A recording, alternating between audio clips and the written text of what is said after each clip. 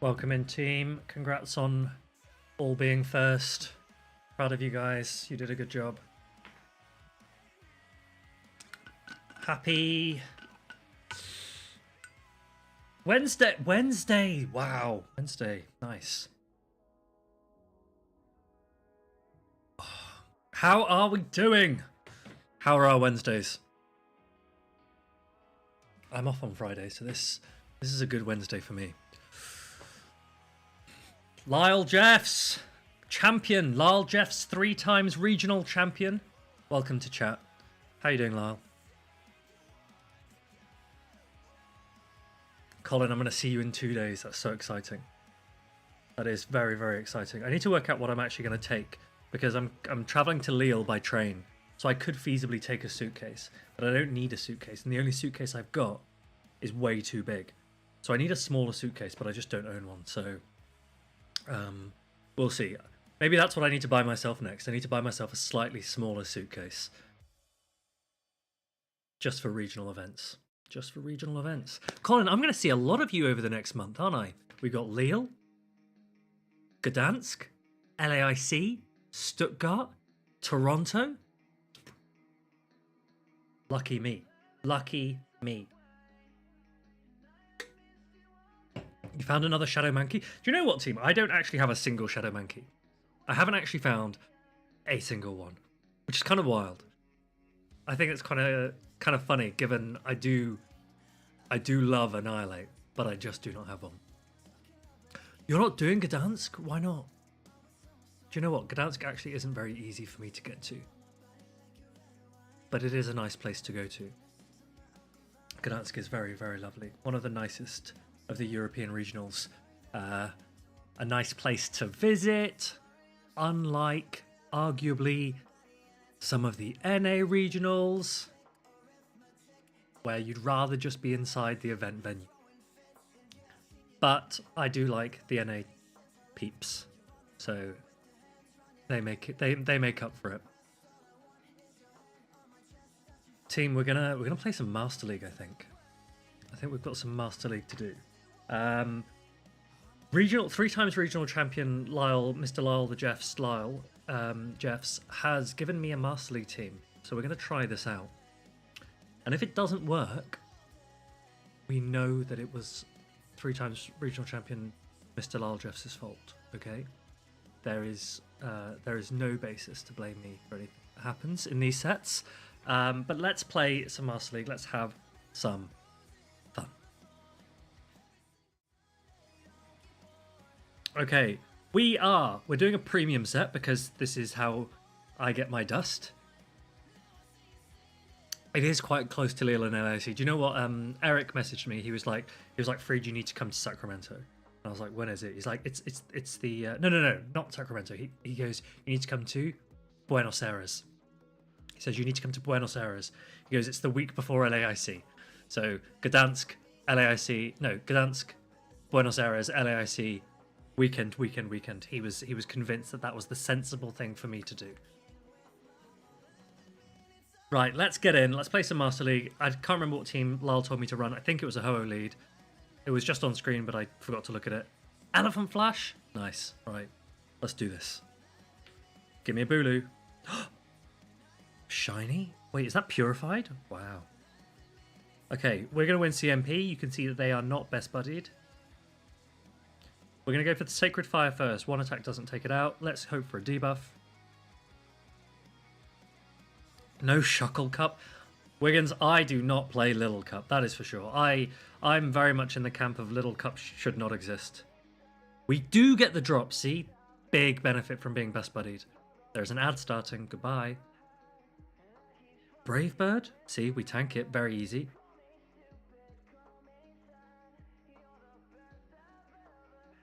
Okay.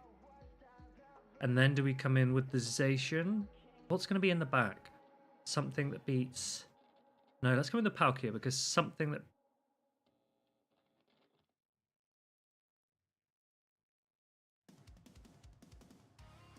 I've not been counting. This is bad. They would have got 6 versus the Ho-Oh. I've just reached there, so they're at 12. They're basically at 100, right? How much would they be on? So they would have gone 6, 7, 10. Okay.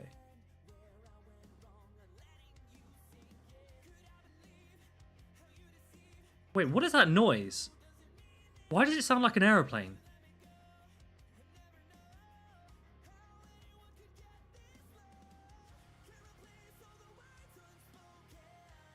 Hey, hey, hey now. Shadow Skarmory.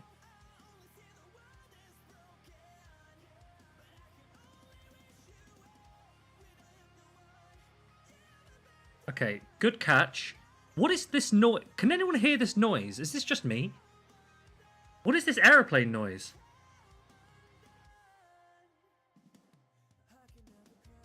Wait, what are they? Oh, they're Dragon Tail. I'm getting so confused. Elliot, how you doing? Welcome in, dude. Did I already talk about the tournament? No, I haven't. No, I haven't done that. I haven't talked about the tournament yet. This is our first game. Oh, I want quick attack. Lyle Jeff's 3 times regional champion. Why didn't you tell me that before? I don't know if I do want quick attack. I can do 3 before their Ho gets to a wild charge. Move timing. Nice. This team is genius.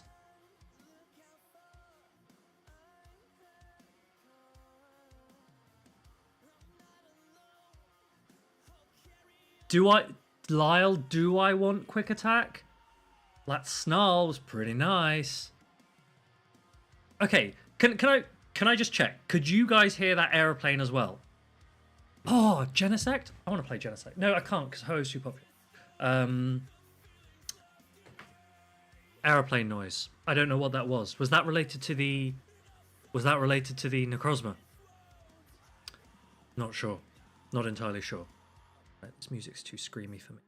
Changing that. Okay, let me go back. Who have we got here? Who have we got? Patsy, are we winning Lille? Yes, we are winning Lille. Well done. You're the first one to get that correct. Heartless Mosaic, why did I not change my team in day 2? Yeah, I mean, great question. If I were allowed to change my team in day 2, I would have considered it. I actually, if I'm honest, I built my team for day 2. I just played really very badly on stream. But I feel like my team could have gone further if I wasn't playing like a bot. But there we go. Noxy, hello. My team was spicy. Let's come look at this then. Come look. So this is the team that I ran. You can see it here. Shadow Drapion, Pink Gastrodon, Moltres. It was actually shiny. Pangoro was also shiny. Shadow Skarmory, not lover of Skarmory, lover of Shadow Skarmory. Big difference. And Toxapex, because Toxapex is cracked. So a pretty spicy team. I feel like it could have done better, but it did get my 4th top cut in a row, which is pretty nice. 4 single digits in a row. Praying for number 5 this weekend in Lille. But yeah, it was a funny team. It was a funny team. It caught a few people off, that's for sure. I brave birded some things, and it was funny. My first game. I actually have I should have a notebook somewhere, but I've lost it. In my notebook, I write down all of my games, all of the teams that all of my opponents use. MVP of the team. That's a good question. Okay, can I go from memory through my games? Shall I try? Oh, actually, this should say C games here. Oh, perfect. That makes it so much easier. This makes it so much easier. Shout out to Dracoviz. Ozzy, hi, how you doing? Okay, so you fought a G Moltres in a Little Cup? Jeez. Okay, so first game was against TJ Williford. TJ, he was relatively local to the area. He said he's not been to a huge number of events before, but he wanted to come to this one. He was a good player. He played well. His team wasn't great into my team, so he had a Whimsicott, and I think that he saw the Pangoro and the Gastrodon and the Galarian Moltres, and he thought, look, if I can catch one of those, maybe I can catch an ABA. So he led Whimsicott game 1. I actually led Toxpex. Toxpex for me had positive matchup into Feraligatr and Mandibuzz that I was expecting to see. I wasn't actually expecting to see him bring Whimsicott. So I was surprised, pleasantly surprised, when I saw Whimsicott in the lead, because he then safe swapped his Shadow Golurk. And I counter swapped it with a Galarian Moltres. I took the Dynamic Punch onto Galarian Moltres. That was fine. The Mud Slaps were doing nothing to me. The Dynamic Punch did like a lot of damage, but nowhere near threatened taking me out. And I full farmed this Galarian Moltres down, this Shadow Golurk down with Galarian Moltres with Sucker Punch. He doesn't come back in with the Whimsicott, of course. He was just going to get Brave Birded. So he comes in with Dunsparce, which was smart. And he rollouts my Galarian Moltres down, shielding a Brave Bird in the process. I don't think... Do I reach another Brave Bird? I can't remember. This is still too screamy music. I can't remember if I reach one Brave Bird or two Brave Birds or just the one. And I come back in with... I might reach 2. 6, 7. No, I don't reach 2. I don't reach 2 because I took the Shadow Golurk out so quickly that I actually didn't get that much energy because it was quite an easy one to farm down. So he comes in with Dunsparce. He takes out Galarian Moltres but shields a Brave Bird, and I come back in with Toxpex. So he must be thinking, oh, okay, Toxpex isn't going to be lined against the Whimsicott, and he drill runs me a lot. And he takes out this Toxpex, but he shields a Sludge Wave in the process. So he goes shields down, and then I come in with Shadow Skarmory. I full Steel Wing down the Dunsparce, and when the Whimsicott comes back in, I click Brave Bird, and it does 500% damage. And Whimsicott goes down. Game 2. What happened in Game 2? Game 2, I feel like he brought the Clodsire. Shall I find my notebook? Give me 1 sec. Let me find my notebook so I can tell you exactly what happened.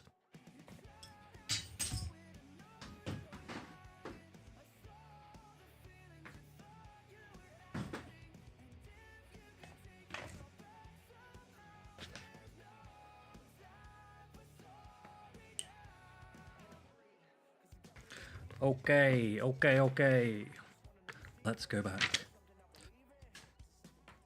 Game 2. Oh no, he doesn't bring Clodsire. He brings Mandibuzz lead, which is what I was expecting the first time, right? I was expecting Mandibuzz. And I lead Pangoro, and I know how to play Pangoro into Mandibuzz. I was very, very comfortable in that matchup, and I think he ends up... How did he play this? I think I end up catching an Aerial Ace on my Drapion. He comes in with Golurk. He has to shield the Aqua Tail. And then I get a bit worried now when I see this Golurk, because I was like, oh, Golurk actually can put in a lot of damage because it basically full farmed the Drapion. But I managed to take most of it out with my Pangoro, and then I have Skarmory in the back, and Skarmory sweeps the Mandibuzz and a Dunsparce in the back by itself. So Skarmory was huge in my match 1. Match 2, Saver Avocado. Saver Avocado, she was very good actually. She was a good player. She knew all her counts, like good team compositions, and actually beat me in game 1. It does say 2-1, yeah. Beat me in game 1. I led my Gastrodon into an A/, super positive lead, and she safe swapped a Shadow Feraligatr. I didn't really have a response to it. So I stayed in with Gastrodon for a little bit, and then I think I went into Drapion, and I had Skarmory in the back again, and she played it basically perfect, and I think A/ in the back took me out. And I remember being a little bit nervous here because I was just like, am I relying too heavily on Skarmory? And I wasn't sure. So game 2, I dropped the Skarmory, and I went Pangoro, Gastrodon, and Toxpex. And she does have a superior on her team, but because I've got so many answers to grass on my team, you can see my team still at the top there. Because I've got so many answers to grass, not many people were thinking of bringing grass into me. And so I used Gastrodon as a safe swap in game 2. I actually lead Pangoro into a Feraligatr, and I go straight close combat, and it one-shots the Feraligatr. and I think she was a little bit surprised at that. Comes in with the Azumarill, and I say sort the Gastrodon. Very confident that there's not a Superior in the back.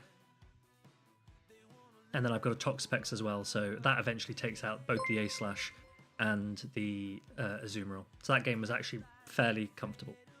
Harry, thank you very much for the sub. Hope you're doing okay, dude. How are things going?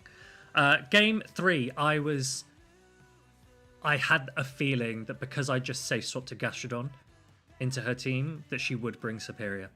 So I led Toxapex, and she had Superior lead. So very positive lead. I think she safe swapped her Toxapex into my Toxapex, and I just stayed in because I had a Skarmory in the back, and that was fairly comfortable because she also had an A-Slash in the back, and I had a Pangoro, and it was just fairly hard alignment. I dropped the Gastrodon, and I avoided that, but did lose game 1, did get nervous at that. And then I played Dijon. Dijon's a very good player. He always beats me in GBL. It's really annoying. But we'd never played in Show 6. And look at this. This guy here, this Pokemon here, is probably going to reach its peak this weekend, I think, at Lille.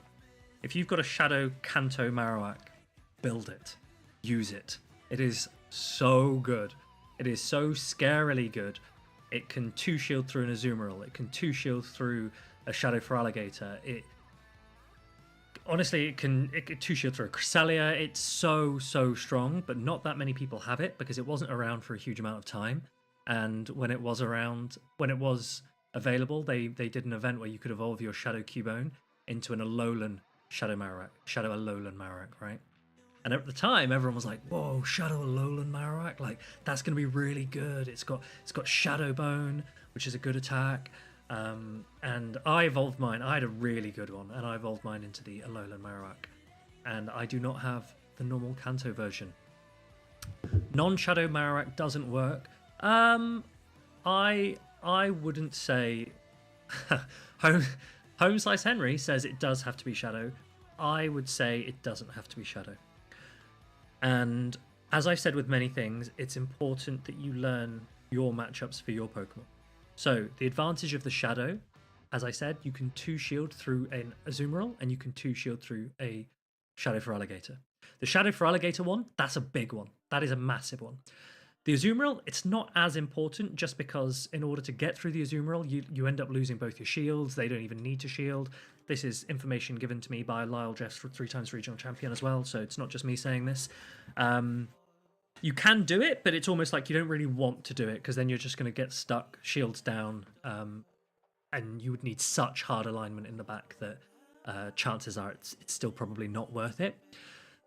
Normal Kanto Marowak, so the non-Shadow version, yeah?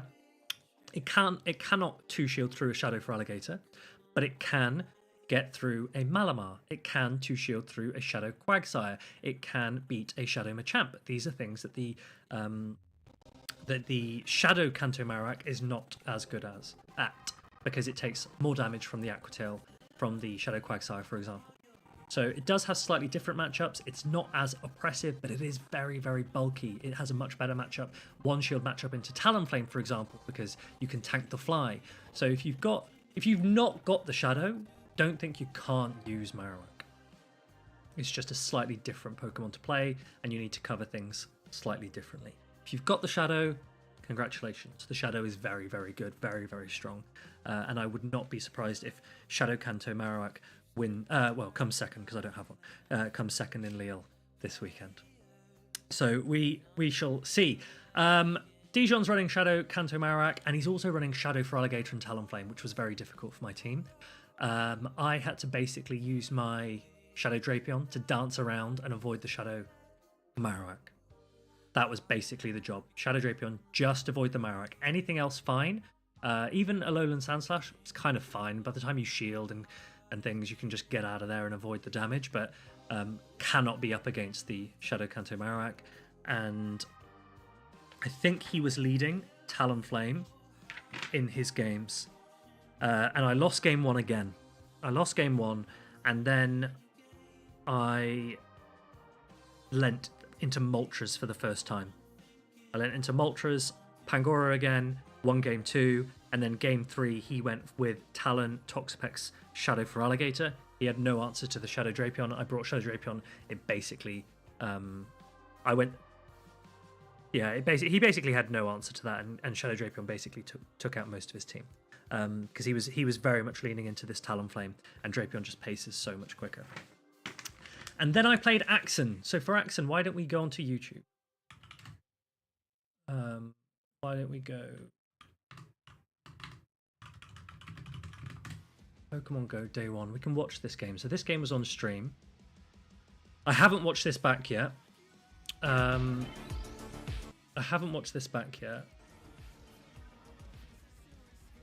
It would have been around here, maybe. Where are we? Winners round 3, Group H. I have no idea where it was. There it is. Okay. We got another mud slapper on stage right now because we got Tomahawk UK versus It's Axon. Obviously a world champion and then a trainer that did so well at the last year World Championships and is now. Oh yeah, you did say. Sorry, thank you. Same team as you can see the double dark at the bottom. Jim, how you doing? Wholesome. Oh, Jim, you weren't casting this one. Good. Hopefully you weren't watching either. This was bad. These games, actually, I played 5 games on stream this weekend, and 4 of them were 4 of the worst games of my life. Not of my life, of my year, of my. In the last year, I've been playing this game. These 4 games, competitively speaking, you know, official tournaments. 4 of my 5 games on stream were my worst games I've ever played. So let's see how it goes. So as you can see, Axon does not have an answer to Gastrodon on his team. So I was like, Gastrodon's a pretty safe swap into him. He doesn't have a grass. He doesn't have any grass coverage at all. So he doesn't have a Mandibuzz. He doesn't have anything that can really threaten the Gastrodon in a way that means that I couldn't use it as a safe swap. Obviously not a good lead, but in my head I'm like, it doesn't matter because I can flip any lead by 2-shielding Gastrodon. Okay, so, and he knows this as well. He knows this. So I see the worst lead possible and I come straight in with the Gastrodon.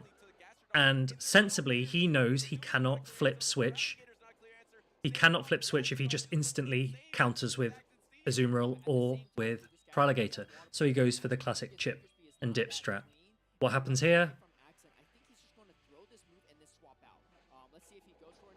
I go for an Earth Power.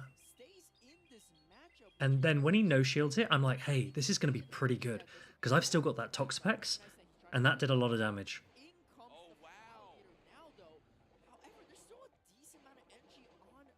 So the Gastrodon's putting in work here, so he's starting to shield. I don't know, from memory, Man on the Planet, everything debuffed. All I remember is debuffs. My PTSD will never recover. He throws the Hydro Cannon. Also, do you know what's funny? He actually has Crunch on this Shadow for Alligator, and both me and Nighttime Clasher, who I've spoken to since about it, didn't actually realise for our first games. Actually, Eric didn't even realise until I told him today that Axon was running a Crunch Shadow for Alligator.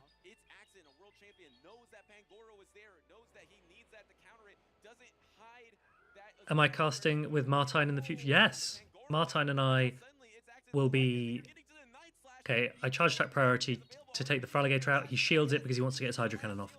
Martine and I will both be casting LAIC in Brazil, Sao Paulo. Sec, what was that? Do people get to wear a headset for the pogo sound and don't get distracted? Okay, so when you're wearing your headset, you have white noise playing. And that's to stop you listening to the crowd, but also to the commentators, because otherwise they would basically be telling you what attacks are being thrown. One player will have in-game sounds on, and that's so that you guys can hear the in-game sounds. The other player will usually just have battle sounds on. Generally, lots of people don't like the in-game music or the in-game noise, but I don't mind it. So I, whenever I'm on stream, usually have both battle noise and in-game music, or in-game noise, or whatever it is.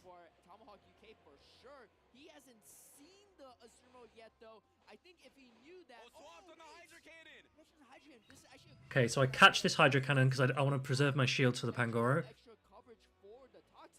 And the Diggersby comes back in. And here is one of the big mistakes I make. So did my Gastrodon get debuffed? Because I'm pretty sure it did get debuffed. But I don't remember. I'm pretty sure my Gastrodon got debuffed. Anyway, first mistake here, big mistake, was that I completely forgot how much energy this Diggersby was on. I had no idea how much energy this Diggersby was on, and I was willing to allow one Scorching Sands because I knew I had a shield. I was expecting an Azumarill in the back, so I was like, "Hey, I can shield the Toxapex from the Scorching Sands. I can brine to hopefully take out the Diggersby, and then I can sweep that Azumarill in the back." Problem was, forgot the energy. So I'm getting there. I don't throw straight away because I was like, oh, I don't want to CMP if I can avoid it. I thought I had 2 more quick attacks that I could wait for. So there's the first debuff. That doesn't help. And then the second Scorching Sands come through, and that's huge. Oh, and there's there's the second one. And the problem with that second one was that I now can't even brine this Diggersby. So the Diggersby doesn't even go down. It's just like comedy of errors. And then I come back in with the Pangoro because I'm just like, I want to reset this debuff.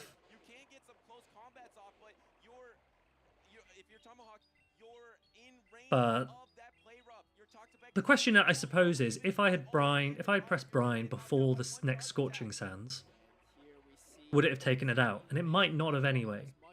So I don't know. Either way, I'm just spamming close combats with my shiny Pangoro, which is, my goodness, it's beautiful.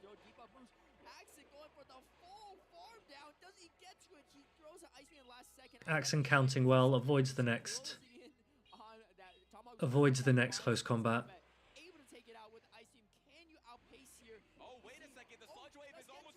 Okay, and then there, I don't throw an attack because I was like, oh, he's going to catch.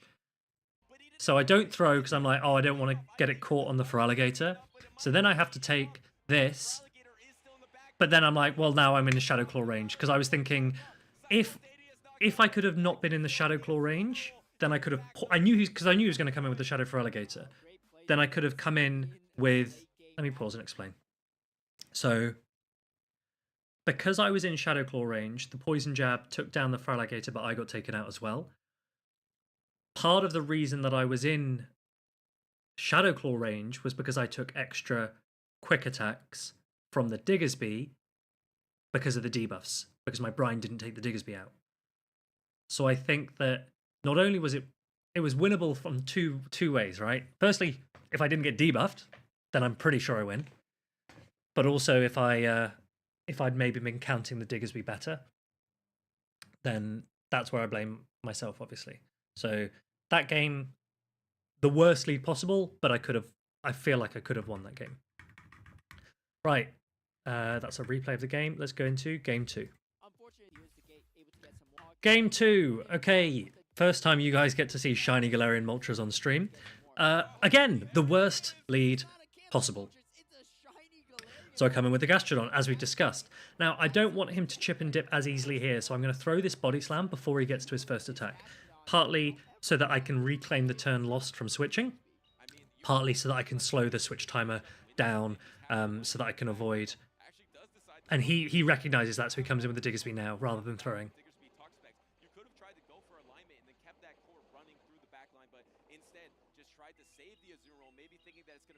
And then what happens here? The Scorching Sands comes through just before my Earth Power. I shield it because I don't want to take all that damage. And I get debuffed. So 3rd debuff in a row. And now I can't flip this matchup. And so now my Galarian Moltres is going to get stuck on the Azumarill. Yeah. 3rd one in a row was painful. Good catch though. And then I make another big mistake. So I bank the energy on the Gastrodon, catch the Scorching Sands. I mean, yeah, you only have one shield. At least the timers are misaligned a little bit, and now you can get back to your timer if you're Axon. They're reaching Again, I probably lose track of the Diggersby energy. I don't know if I don't remembering it. I Brave Bird, and then here's a big mistake. I'd forgotten how much energy the Azumarill was on. So I shield this. This was so bad. I shield this thinking, if I shield it, can I farm up to another Brave Bird, and or can I switch out into my Toxapex before the next Ice Beam? And I just completely had forgotten how much energy the Azumarill was on. And I think I pressed shield, and I'm wondering now that I'm watching it back, how quickly after does my face realise that was the worst mistake? That was the worst thing I could... There. Do you see that? I don't know if you saw my face there. As I shield it, basically as I shield it, I was like, I've just lost this game because of that. You see Accent charging a little bit more energy, trying to whittle down the switch timer, going for an undercharge here. I like this because I think... actually, last second shield by Tomahawk, maybe thinking he can get to another attack, but no. Yeah, that was so dumb. That was so bad. Crucially, now it's Accent can pivot again as well. Because now Axon's switch timer is also you know, almost done. Oh, so bad. I could have come out with a shield. I could have sponged all energy on Toxapex.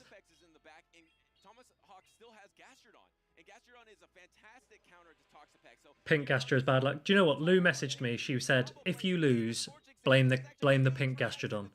Because if it were a blue Gastrodon, you would win. And I think, again,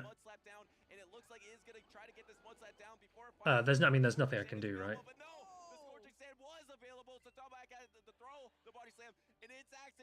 Yeah, there's nothing I can do after that point. That was a big throw, shielding that Galarian Ultras there. It made no sense. Question. A dumb question. Oh, my favourite. What do players write down when playing in regionals? Are they keeping track of move counts or team comps or other? I think there are lots of different things you can write down. Let me show you what I write down. Okay. So, first type of thing that you can write down is you can draw your own matrix. Can you see this? So, you can, just as you would in PvPoke, you can draw a matrix if you want to. And that can illustrate to you not only which Pokemon you think are positive for you, but also which Pokemon you think your opponent will feel are positive for them. The drawback of that matrix is it takes time to do, and you only get 2 minutes. So unless you can do it very, very quickly, and unless you know each matchup, like so you can just go tick, tick, tick, tick, cross, cross, cross, you've got to question whether or not it's worth your time. Some people, in different matchups, you just don't want a matrix at all. So, for example, in this matchup, I drew the matrix as in I wrote down the teams, but I didn't ever do the ticks and the crosses because I was like, I don't need them for this. I just want to have their team written down on this piece of paper. And what I instead did was I wrote down, if they lead something, this is what they're like. My finger's going the wrong way. If they lead something, then they're likely to have these Pokemon in the back, right? So I didn't bother with the matrix. I just went straight in and was like, okay, if he leads Diggersby, what would a sensible back... What that allows you to do in-game, in real time, is that mid-match, I can pause every single time that there's an attack being thrown or I throw an attack. Well, obviously I'm doing the bubbles, but mostly when my opponents are throwing an attack. I'll have a look at this, and I'll look at it and I'll go, can I rely on previous Fareed to have correctly guessed what was likely to be in the back, and how can that help shape my decision making mid game? Because if I see it, so here I've written Malamar, Azumarill, Toxapex question mark for a match, and oh, actually here's one. I wrote the Azumarill Diggersby Toxapex, which actually he ended up using in this game. And in my head, I'm there thinking, okay, well, once I've seen the first two, what did me when I was calm, right? When I was at my most calm prior to the game, what did I think was likely to be in the back? And how does that help my shield decisions mid-game? So that's one thing you can do. some people will look at it and make a prediction there and then on the spot as to what's likely to be in the back, because then you're also trying to work out when is the most efficient use of my shield. Do I want to shield this attack? And that's why sometimes you'll see players waiting right until the last second to shield. It's not just a case of, oh, is this the most efficient time to use my shield, or do I need to save my shield for something else? Which Pokemon do I want to rely on? So I got it wrong here, right? Here, I thought to myself, oh, why don't I preserve the Galarian Moltres? Because Brave Bird damage is unresisted, so it can do loads of damage. Like, cool, I'll protect it. Wrong. I actually needed to protect Toxpex. Toxpex was my win condition in that game. Other things that people write include here, for example, I've written the lines that my opponent has used in previous games to give me an indication of what type of compositions they like, what type of Pokemon that they're leaning into. One advantage of doing this in the moment is that when you play that opponent again, potentially, which happens a lot, you can have a look at what lines did they like against me. And that was very helpful for me when I played against Dijon, because when I went into the losers bracket, I went and played him again. I went back to my notes. I said, what lines did he run? What Pokemon did he lean into? And I was like, oh, he actually really liked his Talonflame, and he brought it a number of times. And then the final thing that sometimes people write is move energy. So some people will just write a quick note in their book to say, oh, he came out with 5 bubbles. And maybe that's something that I could consider doing, because in this match in particular, I forgot both the Diggersby energy and the Azumarill energy at different parts of the game. Usually I'm pretty good at remembering that. I'm not 100% sure why I didn't remember it for these games. I'm gonna blame my 16-hour travel journey the day before. Let's go with that. I'm not doing that again. That was so long. But yeah, bad game. Did I use Go Battle Log at all? Go Battle Logs for GBL, right? Not for Show 6. Okay, so I end up losing this game, which was, I think it was disappointing, because despite losing lead hard both games, I had win conditions for both. I could have won both. And despite Gastrodon being so safe into him, I didn't really take advantage of it. And I remember asking him at this point, I don't know if you'll see it. I said to him, I said, what do you have in the back? And he said Toxpex, and I said, okay, well, I can't win then, so don't worry. If it were a Feraligatr in the back, then I've got a chance of winning. When he said Toxpex, I was like, okay, well, there's nothing I can do. How does counting energy benefit you compared to counting moves? So this is a good question. So let's think about a Cresselia, right? Now, first one to write in chat wins, I guess. How many Psycho Cuts to a Moonblast for a Cresselia?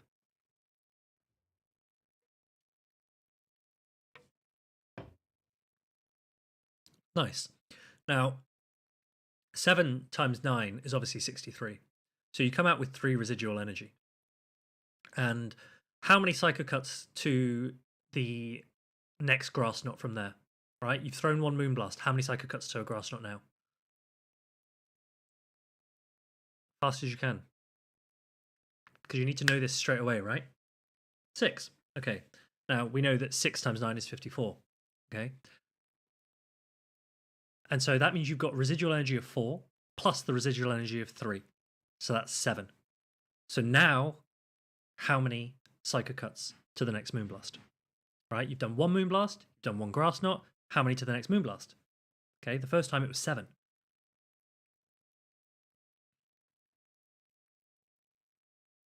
The answer now is 6. Because 6 times 9 is 54. But you had 3 residual energy from the first time you threw an attack, 4 residual energy from the second time you threw an attack, and so now your 54 plus 4 plus 3 is 61, and you've got a Moonblast 1 Psycho Cut quicker. So if in your head you're thinking, oh, it's 7s to Moonblasts, then sometimes you can lose count. You can also, when you've got lots of experience, you can just remember that, oh, but if they throw a Grass Knot in between, then the next one's shorter and things like that. So there are other ways you can do it, but there are benefits. Mandibuzz is another good example of one, right? If you've got 12s because it goes up in 12s, right? 13s for the snarls. So each snarl is 13. So here's a good tip for Amandabuzz. If you are ever playing against Amandabuzz or if you are using Amandabuzz, big tip for you. Snarl does 13, right?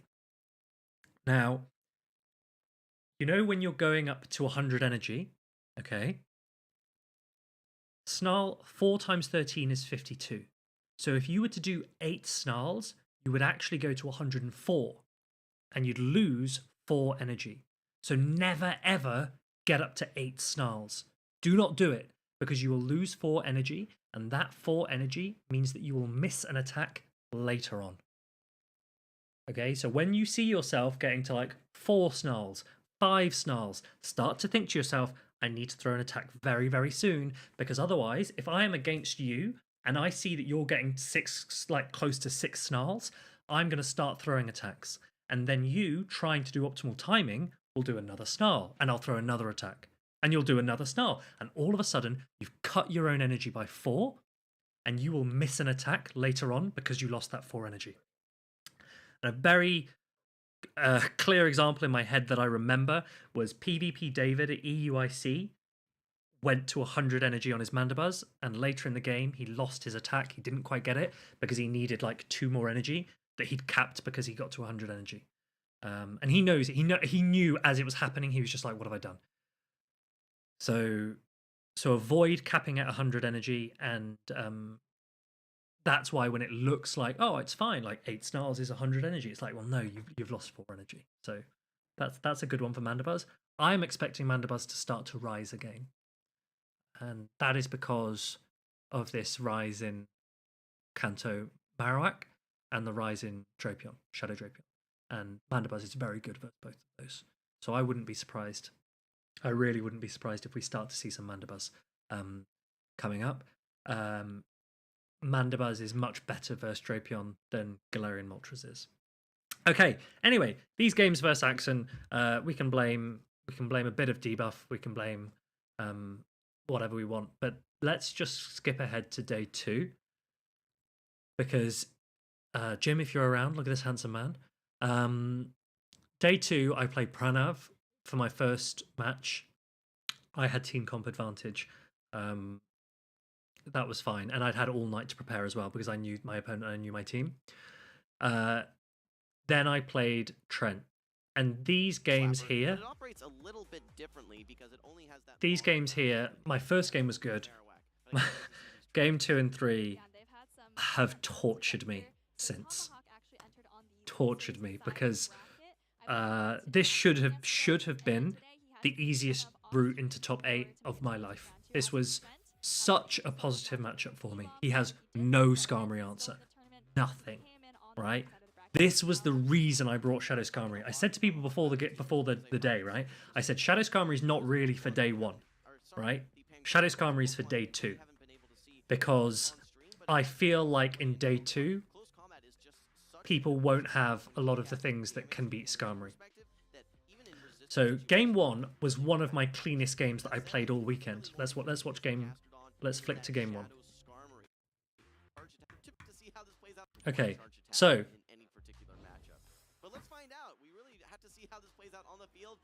this is what Shadow Skarmory was about, right? This was a Shadow Skarmory showcase. So Trent's we'll get to 8, 9, 10, and I go, look, you're about to throw. So I come in, I even make eyes at the camera.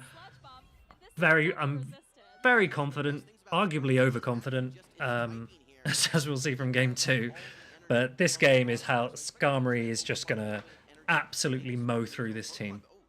Because I'm happy to take an Earthquake. Earthquake is single resisted, remember, whereas Sludge Bomb is double resisted. So Earthquake does do more damage. And I don't want to take another Earthquake on the Skarmory, so I'm gonna charge attack priority on the next Earthquake. I don't throw Sky Attack because Sky Attack is the same amount of energy. It wouldn't even take out the Clodsire, so I will Brave Bird. Yeah, that's what I talked to Tomahawk about. He said they're both the same energy now. I think it's 10 Steel Wings to get to either charge attacks. Just throw Brave Bird.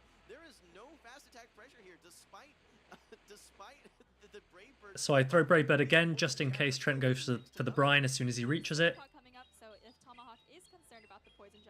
He lets it go. Look at this Brave Bird damage that I'm putting out. And he can't even poison jab down, right? So he has to throw again. Sorry, he has to throw the brine. He cannot poison jab down, even though I've thrown 2 Brave Birds.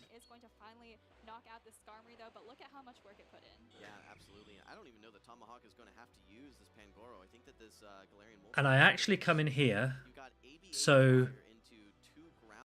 I'm very, very, very, very confident that there is a Kanto Marowak in the back. Because Kanto Marowak's just so strong. Kanto Marowak actually beats Skarmory. It's that strong.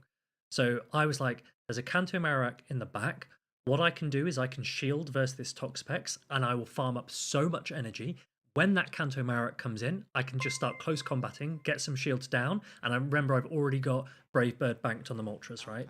So that's why I come in here with the Pangoro. Favorable matchups here, favorable typings for Tomahawk. But again, it goes back to that just strong typing for Shadow Skarmory. And I was very happy to see that this was a Sludge Wave, because this meant that I could just farm way more. Look at this. Look how much energy I'm getting on this Pangoro. This is like, you cannot, after a certain point, you just cannot beat this, right?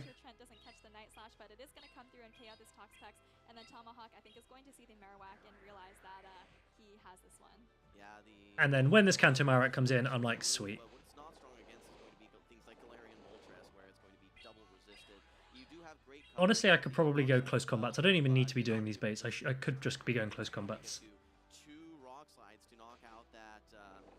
But now that I've got 1 shield down, I know this close combat gets the next shield. Meanwhile, Tomahawk's got tons and tons of energy. Trent needs to make a call. Lets this close combat go, but that is going to. And I can come in here. I can shield the rock slide. On the side of this Galarian Easy. Moltres. One rock slide actually isn't even enough to knock out. God, look at this Moltres. Beautiful. Whenever I get team checked and I see the judges looking at my Moltres or my Pangoro, I just remind them that, my goodness, these are beautiful. So pretty dominant, right, with this double flyer. Flyer in the lead, flyer in the back. Nothing resists flying in this meta, really. So everything was just Brave Bird into close combat into Brave Bird. That was the game. That was the game plan there. Just constantly nuke back and forth. Moltres IVs are pretty good. A little bit of attack, reasonably high defense, not as much HP. It's only a 1487, so I could have done with a bit more HP, but it's shiny, so I'm like, what is it? You know, what are you gonna do, huh? What are you gonna do? Yeah, good idea, Mountain Dugong. That's a good idea.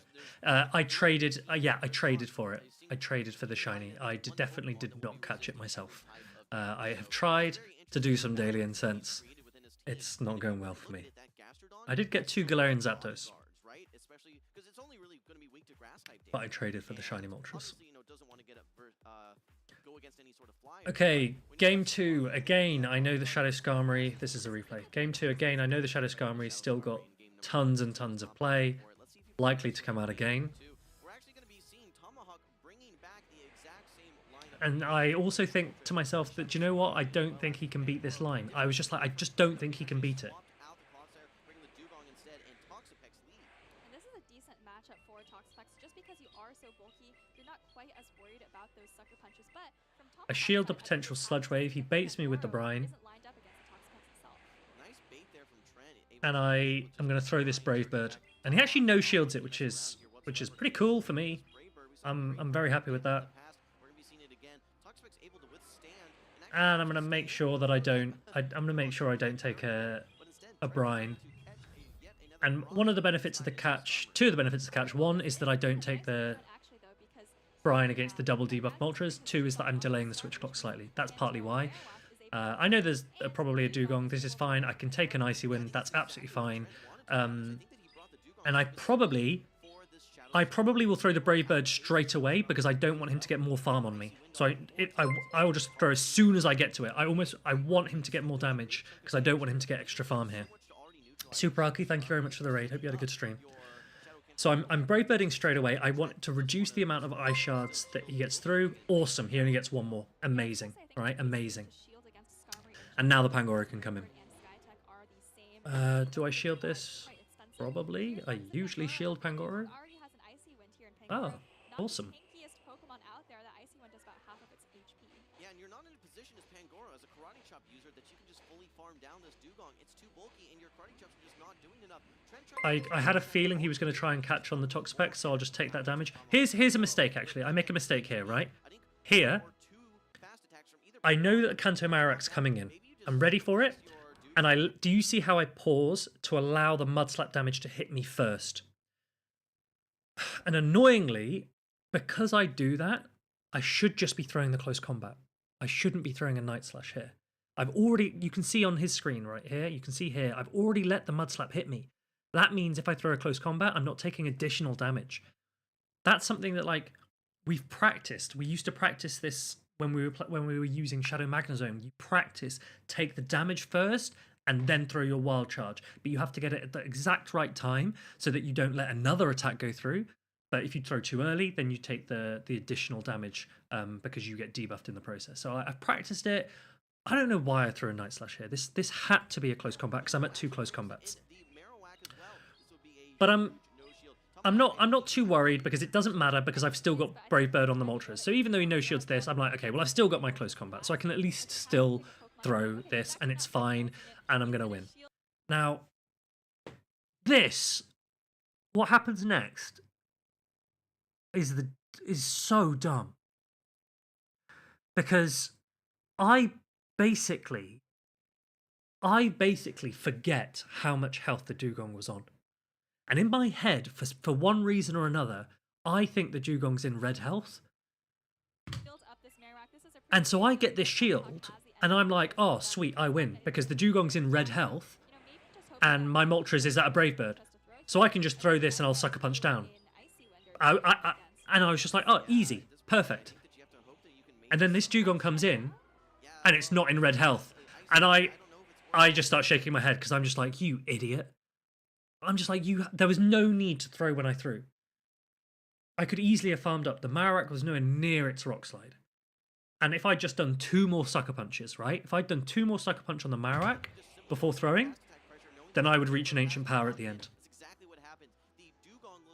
And that to me is the most infuriating way to lose, because with all due respect to my opponent, like my opponent didn't do anything, right? He didn't do anything. He just sat there and just tapped the screen while I went and threw that game away. And that's frustrating, because if my opponent outplays me and, you know, Axon, for example, played well, like, you just put your hands up and say, you know, I should have played better. But this... What? What am I doing? Oh! That was terrible. That was really stupid of me. Anyway. Game 3. Game 3, we're just going to lead the Skarmory, right? I know Skarmory's good against everything, so we're just going to lead it. Toxapex honestly isn't actually that terrible against Skarmory, right? Because the Steel Wing damage is resisted on the Toxapex. So I'm probably not going to throw a Brave Bird here, because I need a Sky Attack and a Brave Bird. I also know that the Brine... So... Poison Jab gives 7 energy, and my Steel Wings give 6. So he's going to cap on energy first, right? He's going to reach 100 energy first. So I know he has to throw first. I'm not going to throw first. So I wait for this first Brine. And I know that he's at another Brine. And I know that he's at another Brine, and I know that he wants to charge attack priority with me because he wants to charge attack priority on my Brave Bird, right? So I throw a Sky Attack because... I don't want to have to take the the Brine when I'm super debuffed, right? So you throw on charge attack priority. I no shield this. I know I can hold, survive it, and I know I can't be poison jabbed down.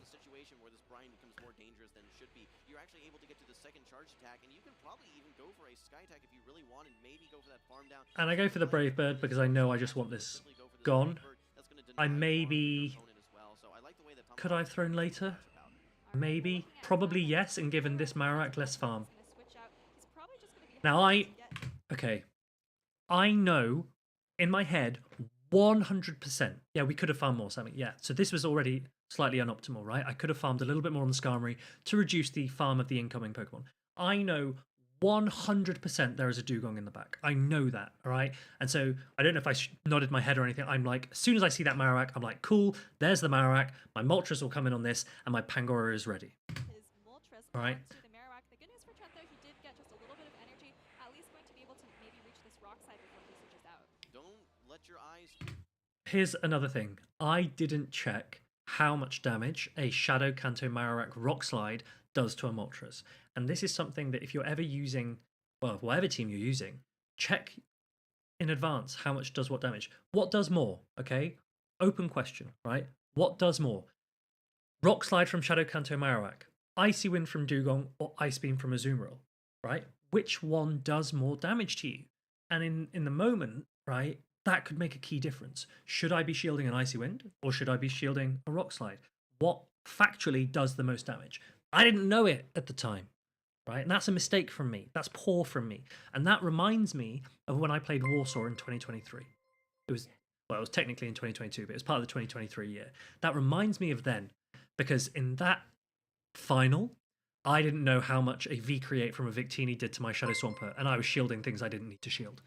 And I remember at the time, I remember afterwards when I was reflecting on that, I was like, Freed, check your sims beforehand, learn your damage. And I guess I just hadn't really thought about this Moltres. I'd never used Moltres before. I gave Moltres its second attack the morning of the competition, because I'd only just got it.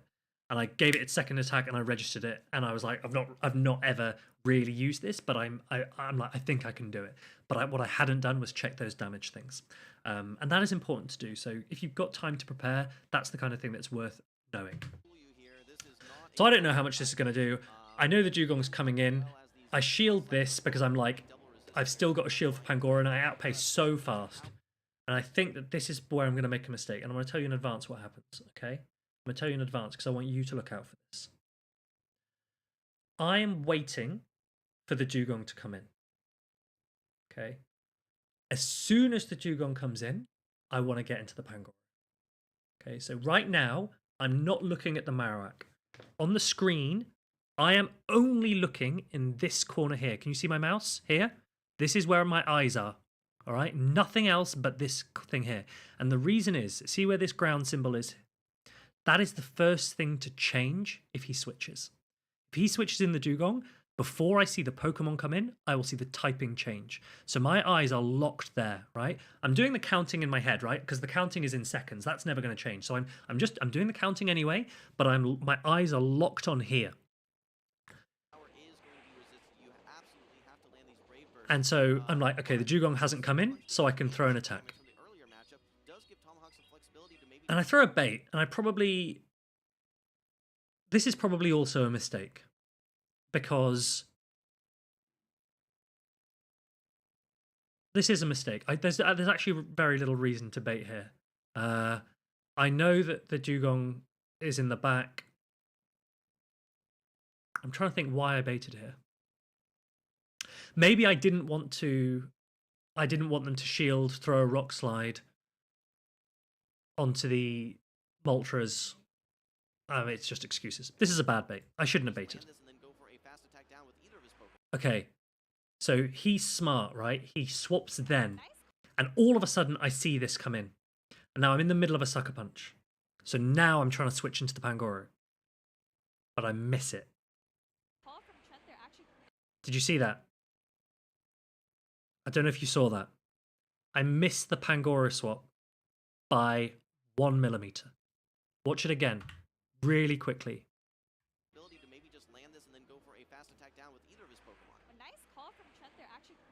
I missed it. I'm going to go one more time. I'm going to go one more time, right? I missed the swap. I do an extra Sucker Punch. I take an extra Ice Shard on the Moltres, and I lose the Karate Chops on the Pangoro that I would have got if I'd switched in straight away. Because I press ever so slightly above the Pangoro swap, and so I do 2 Sucker Punches into this Dugong instead of the 1. 1, 2, because I missed the Pangoro. Then I come in with the Pangoro. I'm too late. I'm a shield down with the Pangoro. I'm too late. I'm now panicking because I'm like, I'm about to lose this game. And remember, this is loser's bracket. I know that if I lose this game, I lose the match and I'm out. I'm panicking. I'm just like, I know my pacing now can't catch up. And that distracted me because I am used. The way that I play this is I am so used to, as soon as I see the dugong, I can come in with Pangoro and I know I reach the close combat before they reach the icy wind. Okay, I know I do. So in my head, I think I was still playing as if I had swapped at the correct time, and so I throw after five karate chops because that's what I'm used to doing. Right, I'm very used to throwing after 5 karate chops when I counter swap a dugong. I've done it so many times, so I throw after 5. But I hadn't come in at the correct time, and I just give a free icy wind through. And I make that face because I was just like, oh, like, what have I done? I've just given him 10 energy for free, right? 10 energy for free. Now, I know Trent has watched me play in Baltimore. I know Trent has watched me close combat Kelsey's dugong when it comes in, right? So I'm pretty confident I'll get a shield from this, so I bait the Night Slash. But also I have to, right? I kind of have to anyway. So I get the shield, but I've given this Ice Shard away. And the issue with this is, I have to shield the attack regardless, right? But it doesn't matter. It doesn't matter if it's an Icy Wind or a Drill Run, because my close combats would always take it out, regardless of if I'm debuffed or not. But the problem here is, I end up throwing on alignment again. And the reason is because I have no shields left. And so as soon as he reaches a drill run, he could throw that drill run on unoptimal timing and knock me out. And I realize that, and I think, hold on a minute. If I try and go for optimal timing now, he could just throw a drill run as soon as he reaches it and takes me out. So I throw on alignment again. And he gets another Ice Shard through. That one, honestly, that one's not so bad, right? I think that one's fine. It was the first one that was wrong. And now he just has 2 more Ice Shards than he should have if I played perfectly, right? He has 2 more Ice Shards than he should have. The second one was as a result of the first mistake.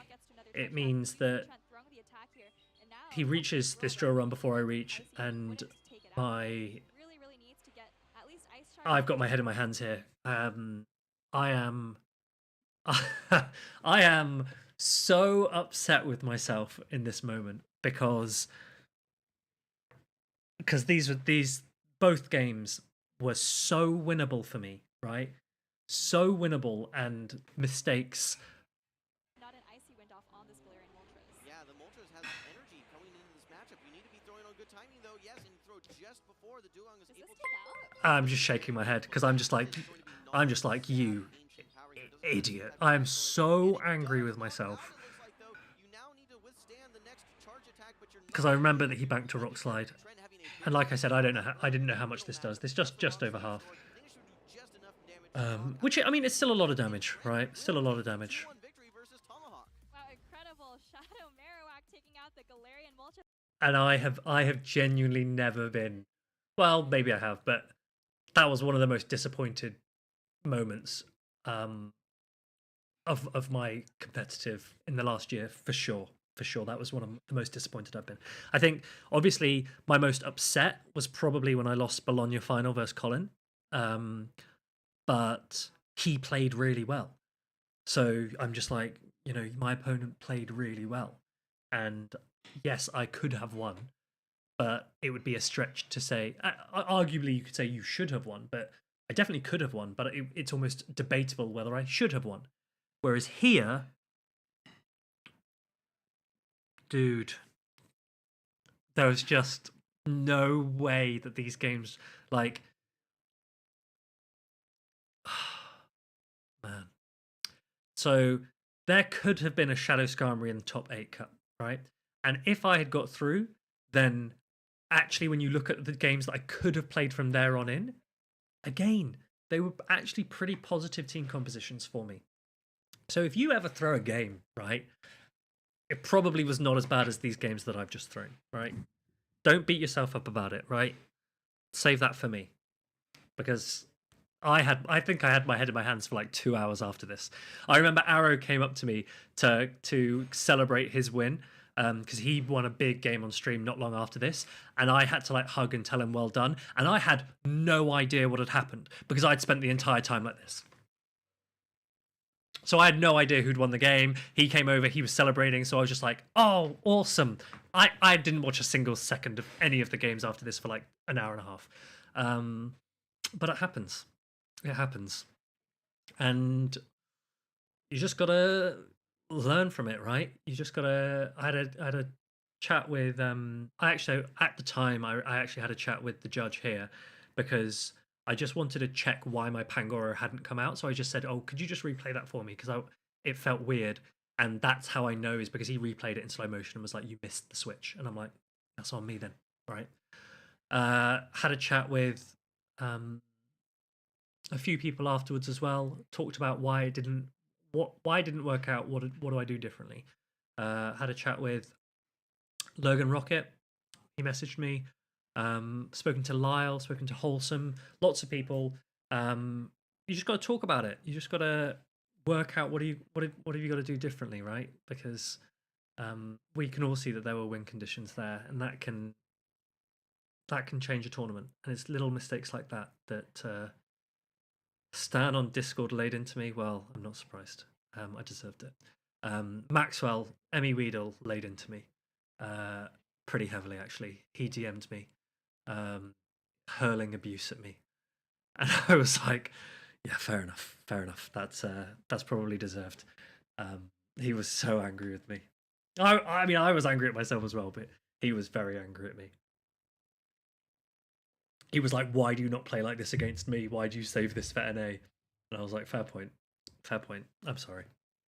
So we're going to make up for it in Lille, right? He says before he throws his games in Lille. But what can you do? I felt like Shadow Skarmory. Let me put the music back on. I felt like Shadow Skarmory was a good call for the meta. I felt like people were disrespecting Steel a lot. And I think Arrow obviously took advantage of that with his Registeel. If I'd played more optimally, I could easily have been in that medal picture as well, but I'm not. So I'm not blaming the team. I think the team was fine. It was a little bit tricky to use. It wasn't easy to use, but it definitely could have gone. It could have gone further. What's my favorite Pokemon?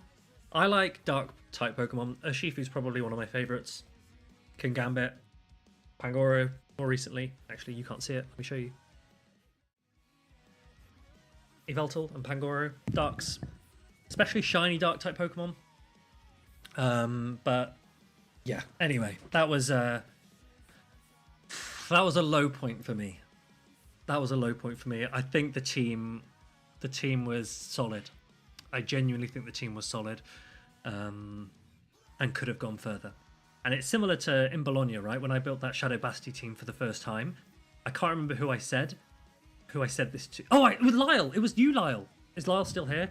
I messaged Lyle. I sent him a screenshot of my team, and I said, Lyle, this team can win Bologna. And he goes, do you reckon? And I'm like, I can feel this. I was like, I've built a wild team, and I think that this one can win. And again, arguably, it could have won. We were 2 up in the first set of the grand finals, and then Colin just played out of his mind and flipped the bracket. But like, it could have won. Question: can I do the same for Lille? Right? Can I whip something up? I only have 2 rules. Okay, 2 rules when I team build. I'm never allowed to use the same team twice, and I'm never allowed to use a team that anyone else has ever used. And other than those 2 rules, anything's free game, right? So we're considering everything. We're considering Lantern. That was something that came up in conversation today. Lantern. Can I send my winning team for Lille, please? Yeah, I'm happy to. I'm going to tell you the team that you have to prepare for. So it's this team. So Ariados is very slept on, so you should bring Ariados. Obviously, Diggersby Toxapex is very strong as well, so that's a good core. Malamar, super flexible pick. Lantern, as I say, could be a nice core breaker that people aren't aware of. And then obviously you want to protect against grass, so maybe something like Talonflame. Though let me know what you think of that team. Let me know if you like that one. Needs more Trevenant, yeah, maybe. Lantern sucks. Lantern is not good in 2 shield scenarios unless you're against a Kanto Marowak. But it has positive matchups into into Dugong, into Shadow Drapion, into Shadow Kanto Marowak as well. So maybe. But I think Ariados will be popular. And I think Shadow Kanto Marowak, if people have them, could be very popular as well. So have a think. What beats those? What's going to emerge? When does Mandibuzz come back? Probably not too far away, right? Probably not too far away. So how many steps ahead can you predict? Right? That's the game plan. And you need to build almost 2 teams, right? Because the team that gets you through day 1 is not necessarily the team that gets you through day 2. And one way we can think about that is, do you remember the usage graphic for day 1 in Louisville? Can anyone remember what was top of the usage graphic? Day 1 usage. Day 1 Louisville, which Pokemon was top? Yeah, Elliot, that's right. It was Dunsparce. It was Dunsparce. Team, how many Dunsparce even made it into day 2? Can we remember? 16 players made day 2. It was a 16-player top cut. How many Dunsparce were there? 2. That's kind of crazy, right? Was it 2 or 3? It was 3. 3, right? I think I remember seeing 3. Let's have a check. Come look. Okay. None. Here's one. Rise had a Dunsparce. Bulk had a Dunsparce. And I think there's one more down here. Yeah. August Isley had a Dunsparce. So 3. 3 Dunsparce out of 16 when it was the highest used Pokemon in day 1. So what does that mean, right? What does that mean? That means you need to be able to beat Dunsparce to get through day 1, but your day 2 team must beat the other Pokemon that beat Dunsparce, potentially, right? It's not going to be the same for every event, right? But it just shows you that the usage in day 1 and day 2, when they can be this different, when we've got a meta this diverse, you've almost got to be prepared. Well, depends on where you're targeting for yourself, but for the players that are pushing for day 2, you've almost got to think, what am I expecting to be in day 2? And for me personally, I was like, Shadow Skarmory, I think, can catch people out in day 2. That's what I really wanted to use it for. But look at this meta. 12 unique Pokemon in that Grand Finals, right? No Pokemon is repeated across first and second. Which I think is pretty exciting, right? I think that's pretty exciting when you see something like this. We haven't had that in a while. Do you remember Axon and Rubik's Master? I think they had that, where they had 12 Pokemon. This website is DracoViz. I can send you a link. I've sent the link in the chat, guys. This is a really, really good website for keeping track of the official Play Pokemon circuit, and then it also has some Go Battle League data for players as well. So, for example, if I were to go onto player stats up here, player profiles, and if I were to type in Though Tactical, right, you could basically go down and see, all of those games. You can see this is his Lille run that qualified him for Worlds back then, and then if you click into it, it can show you all of the players, all of their Pokemon. You can see all of their games, everything. So this is a really, really useful website for the Play Pokemon circuit, and it also gives you all the information on the upcoming events as well. Was there getting exposed? Yeah. Top GBL teams.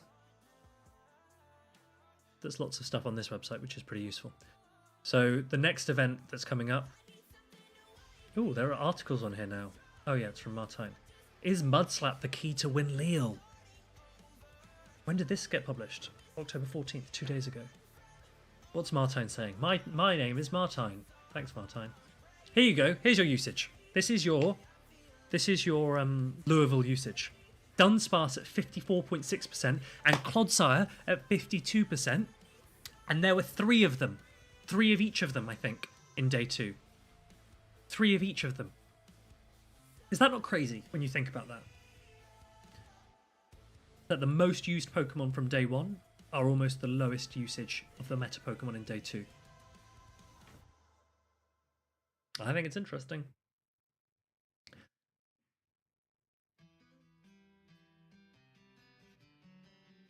I just saw the name Wigglytuff Victory Bell, and I'm wondering why he's talking about Victory Bell.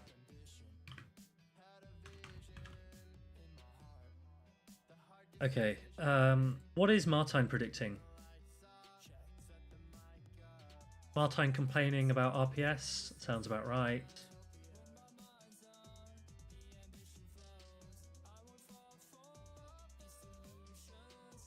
Oh, that's a cool pose from Arrow, holding those.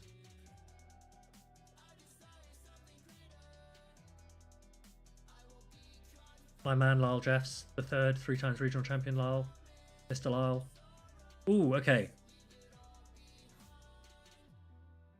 Dex, Galatska Bolton, Colin 6, Tauntaun.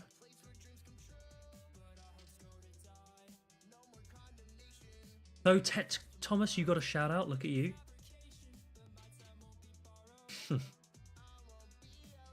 Bolasha. Lots and lots of people going to Lille this weekend. It'll be exciting. I'm excited to see. I'm excited to see how people do, what people bring. It'll be good. I think it'll be fun. So you have made it. You have made it. All right. Should we play some? Should we go back to do some Master League? How long have I been streaming? I don't have a timer. Does it have a timer somewhere? 1 hour, 18 minutes, and we've done 1 game. Sounds like me. Let's go. We're unbeaten.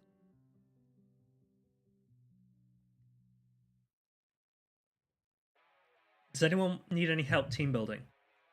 Actually, I'll tell you after Lille. After Lille, I am not playing for a while. I mean, I am, but I've got a bit of a break. But I want to tell you how I team build in this meta before we get the move update in December. Okay, so first thing I'm checking here is what their CP is. I can see that they're not best buddied, so I'm confident I win CMP. 50-50 chance of a debuff.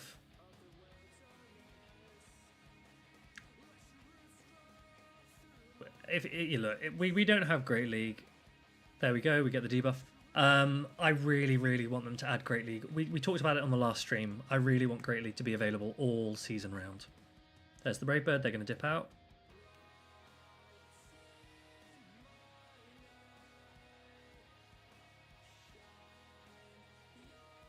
$10, 11, 12, 13, 14.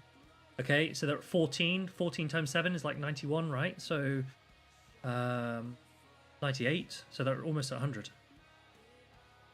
So I'm going to throw now before they get to their next Oblivion Wing. 98, yeah. 13. Okay. They shield. They're at another one. Wow, they're doing a lot of damage.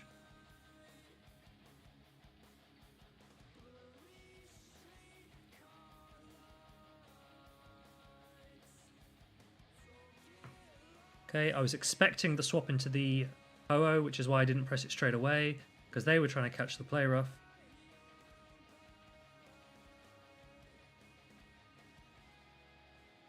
We're going to go into the... Well, we'll see what they come back with. We'll probably go into the Palkia regardless.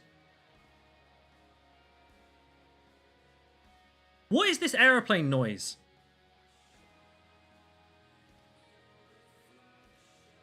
I'm so confused at this aeroplane noise.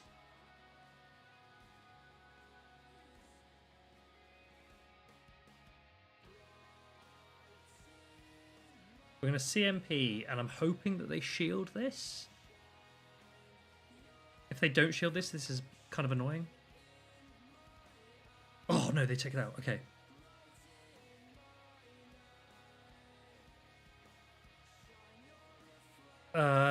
Okay. How do we take out this Tapu Bulu? This is kind of annoying.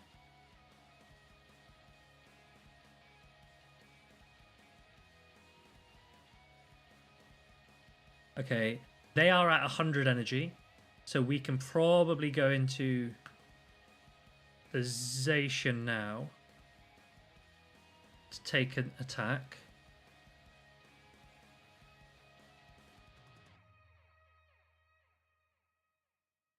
Okay, let's think about this. They've got another Nature's Madness. Will they throw it straight away into the Palkia, or can I get shield off them? Oh no.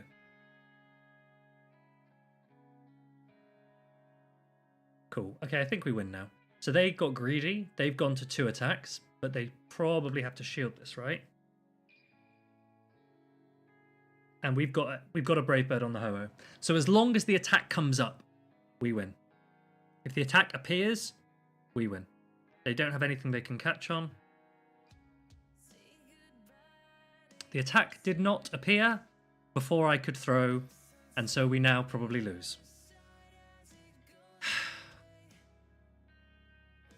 And this is why people get frustrated with this game. SJ, how you doing, dude? Welcome in. SJ, I'm very happy that you found your car. Story for you all. SJ very kindly offered to give me a lift back to the... yeah, food truck, yes.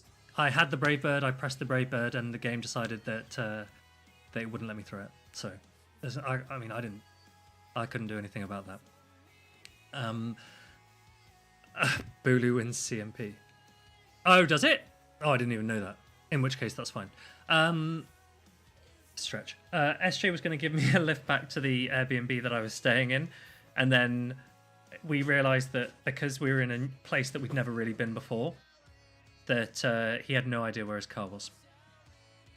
And we looked around for like 20 minutes, and he just couldn't find it. So I ended up getting an Uber back, and then he sent me a message later in the evening. He was like, "I've managed to find my car."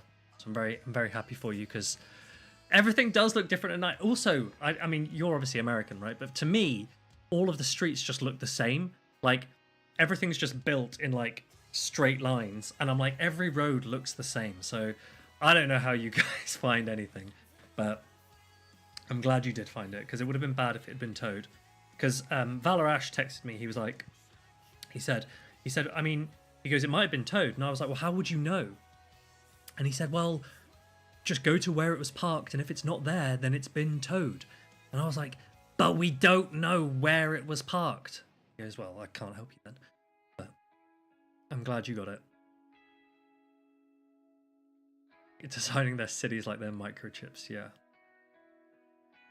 Anyway, that was learning for me. I did not know that Bulu wins CMP against a Ho-Oh. What attack stat is a Bulu? I should probably check this. I haven't played Master League in a long time.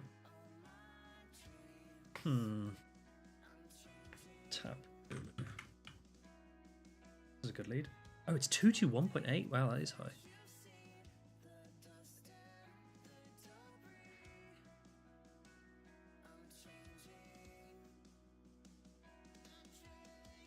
I have no idea why there is a Gallipod on my screen.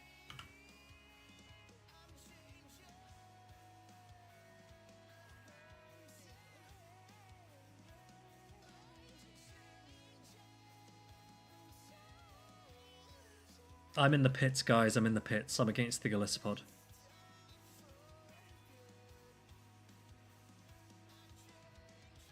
Hold on a minute. Is it my Dragon Breath damage that sounds like an airplane?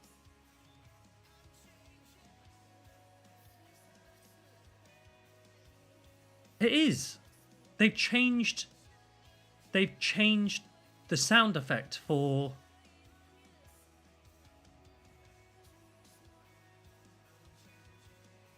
I assume you guys can hear that as well, and it's not just me. Right, I'm throwing the Spatial Rend. It's going to do more damage than one Aqua Tail would, even though it's resisted.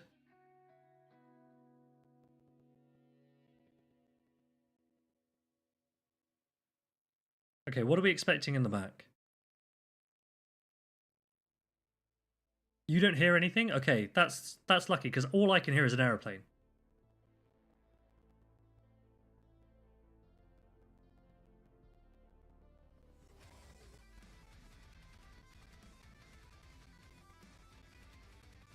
You don't get game audio? That's very sad for you guys. Can I change that?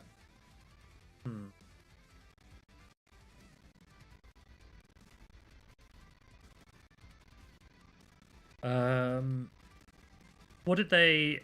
I'm going to shield just in case it's a hurricane. It's not a hurricane. I wasn't paying attention. I'm trying to turn on game sounds for you guys, but I don't think it will work. Oh wait, I'm not paying attention. It sounds like... Do you want me to do an impression? Like... It's like an aeroplane taking off. It's like the classic noise of an aeroplane taking off.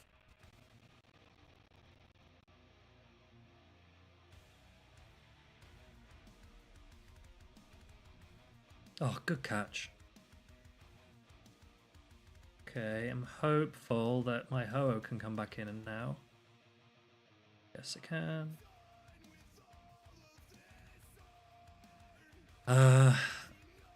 Oh, okay, so I'm not the only one who can hear an aeroplane. Okay, it is like...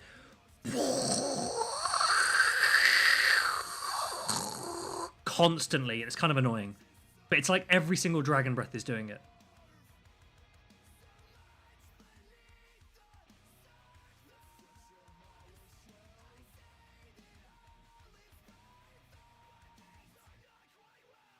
It's all the Dragon Breath.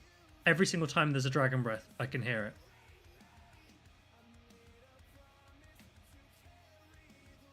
Can I show you again what the sound is? No. I don't know why. I don't think I can get my in-game sound to play through this. No,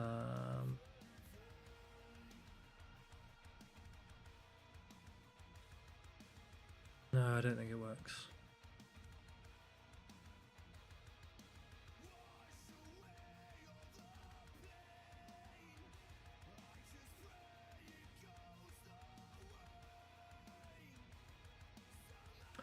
Wait, have I fixed it? Can you hear... Let me know if this... Can you hear that? Did you hear the click? I don't know if you can hear it. Now you can hear it? Okay, let me know if it's too... Let me know if that phone sounds too loud. But now you guys... Do you know what? I'm going to turn the music off because I just want you to hear airplane noises. Because this is what's been in my head for all three of the games that we've played so far. Very frustrating, but also kind of cool, but also distracting. Okay, here we go.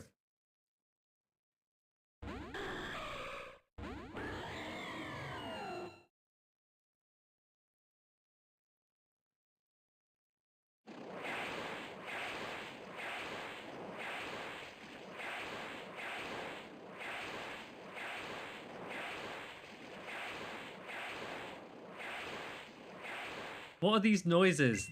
These noises are weird as well. They're not the aeroplane ones, but they're still a bit weird.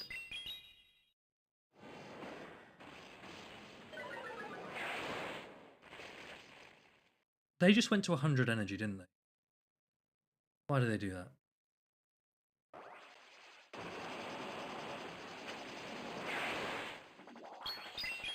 What are these noises?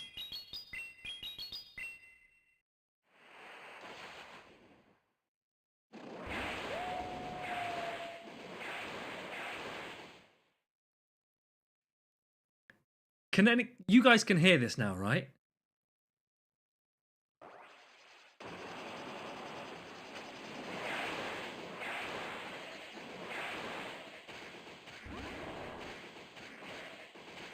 Let me throw. Just wait until you hear this Palkia. Just wait. Just wait until you hear the Palkia.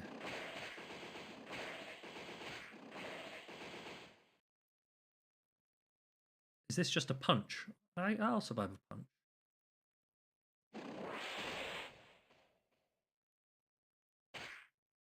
Ready? Are you ready for the aeroplanes? Team, are you ready? Oh my goodness. You guys are in luck. Here we go. Wait. It's not doing it. Wait, why isn't it doing my aeroplane noises? This sounds like normal Dragon Breath now. Oh my goodness.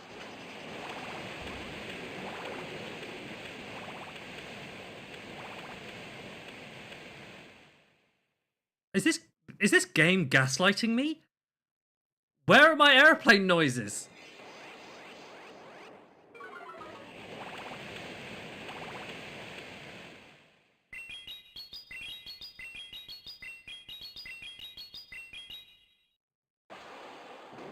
That one was a little bit airplaney.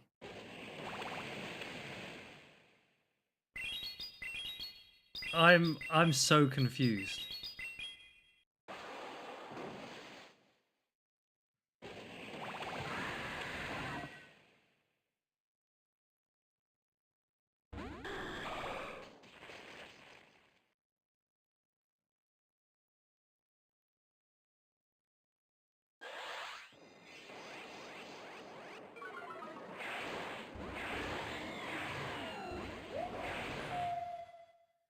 Okay, I'm kind of disappointed because, yeah, Lyle, the team's fine. They had a bit of a weird team, but team's fine. I'm now distracted because I didn't hear the airplane noises that I've been listening to for the first couple of games. They were definitely there before, but I'm so confused.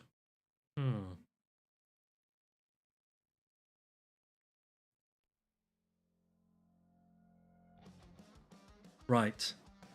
We are 2-2. Lyle, we're 2-2. Lyle, I was talking about you earlier, but I can't remember what I said. We can only assume it was a compliment.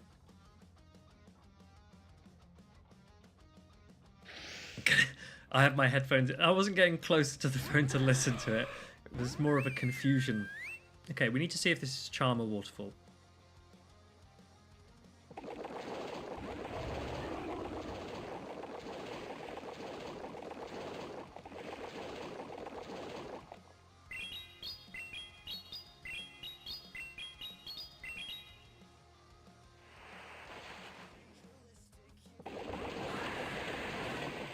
Okay, Mudshot is now 8, so it's 80. So this is going to throw 45, so 35, 43, 51, 59. Oh, wait, did you hear the aeroplane? That was a bit of an aeroplane noise there. Let's shield this. Ooh, okay, they're on 4. 12, 20, 28, 30. Oh, now. Cool. Just for...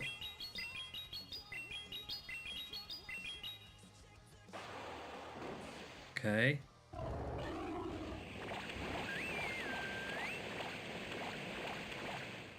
I don't know if this does much damage, but we'll throw it anyway.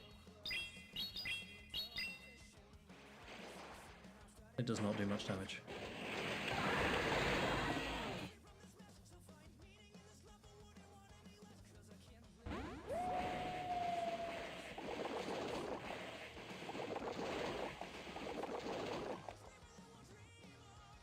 What? Did I get denied a snarl?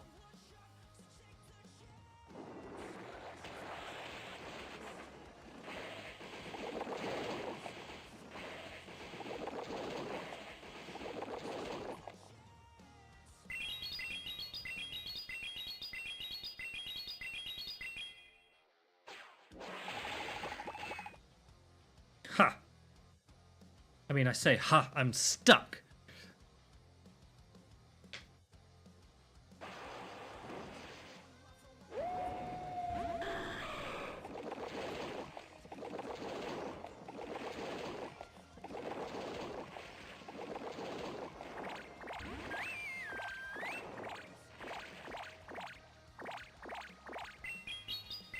Wait, I should probably just have Brave Birded this, because I'm going to get Hydro Cannoned anyway, aren't I? Give me a attack drop. Uh-oh.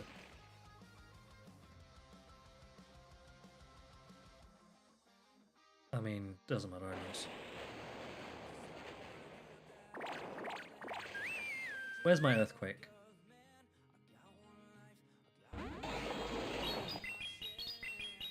Wait, can you hear the airplane noises now? What one-turn lag for the Rhyperia? He threw on CMP.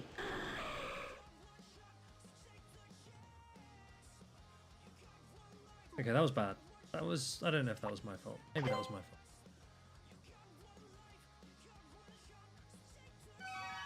They do the same amount of damage. They're both resisted and they both have the same damage output.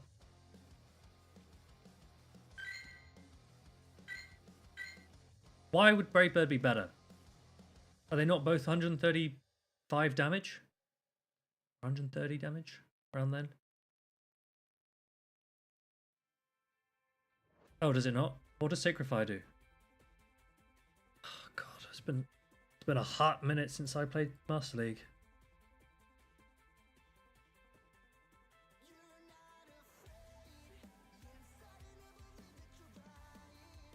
What are you talking about? They both do 130 damage.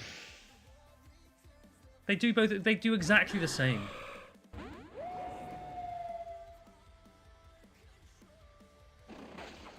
Two, 3, 4, 5, 6, 7, 8, 9, 10, 11, 12.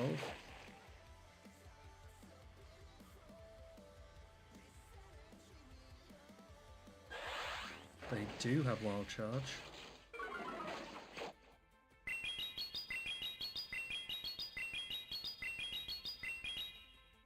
Yeah, but remember the Sacred Fire costs more, right?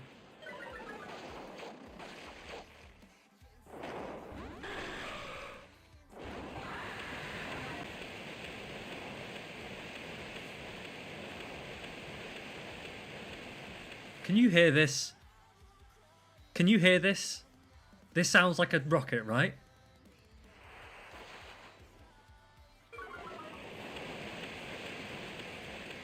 Oops, I just let an Incinerate through. That was my fault. You can hear it, right?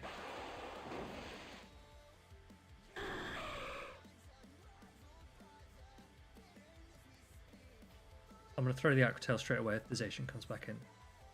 Oh no, it's not.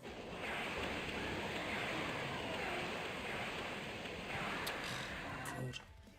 Fine.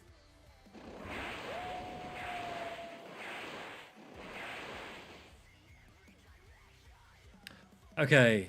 Okay, good. I'm glad you can hear it because it's been stressing me out.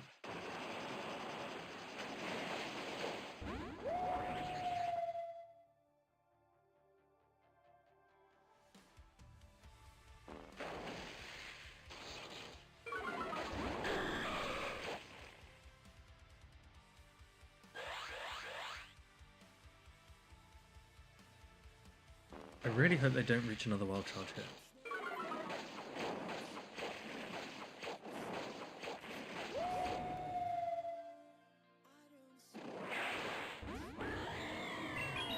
We banked a wild charge on Ionization, right? I think we did.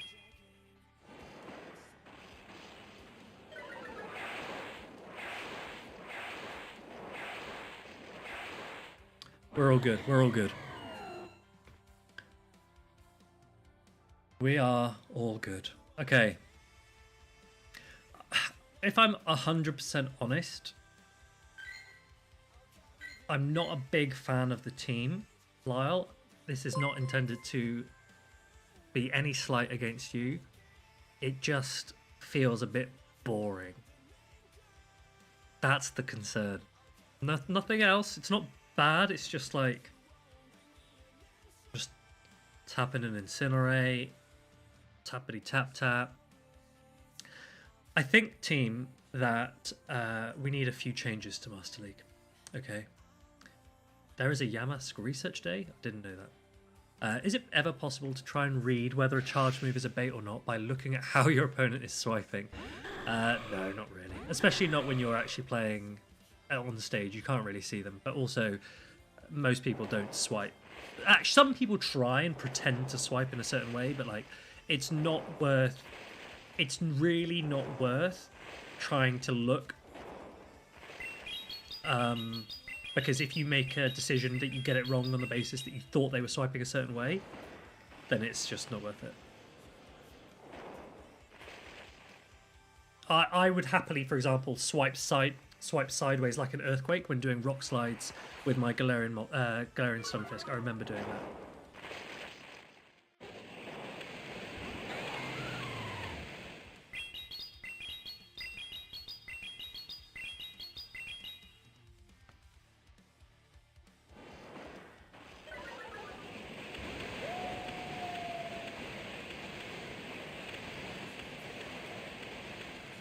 You can hear this. I know you can hear this.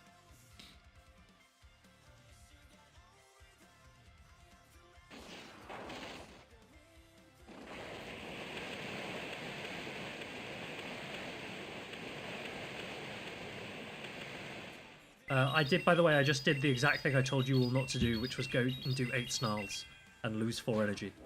Don't do it. Don't be like me. I mean, he's just given me a snarl back, so I'm kind of okay. I'm expecting the Ho-Oh to come back in at some point, which we will wild charge. You ready for it? Actually, I'm just going to wild charge here, just in case it does come in. Because I think wild charge will be enough anyway.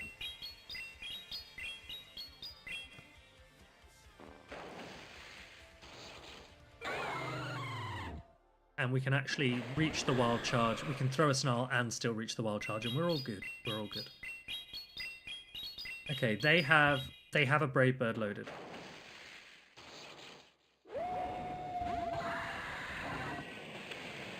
We will shield this. I'm getting very distracted by these sounds.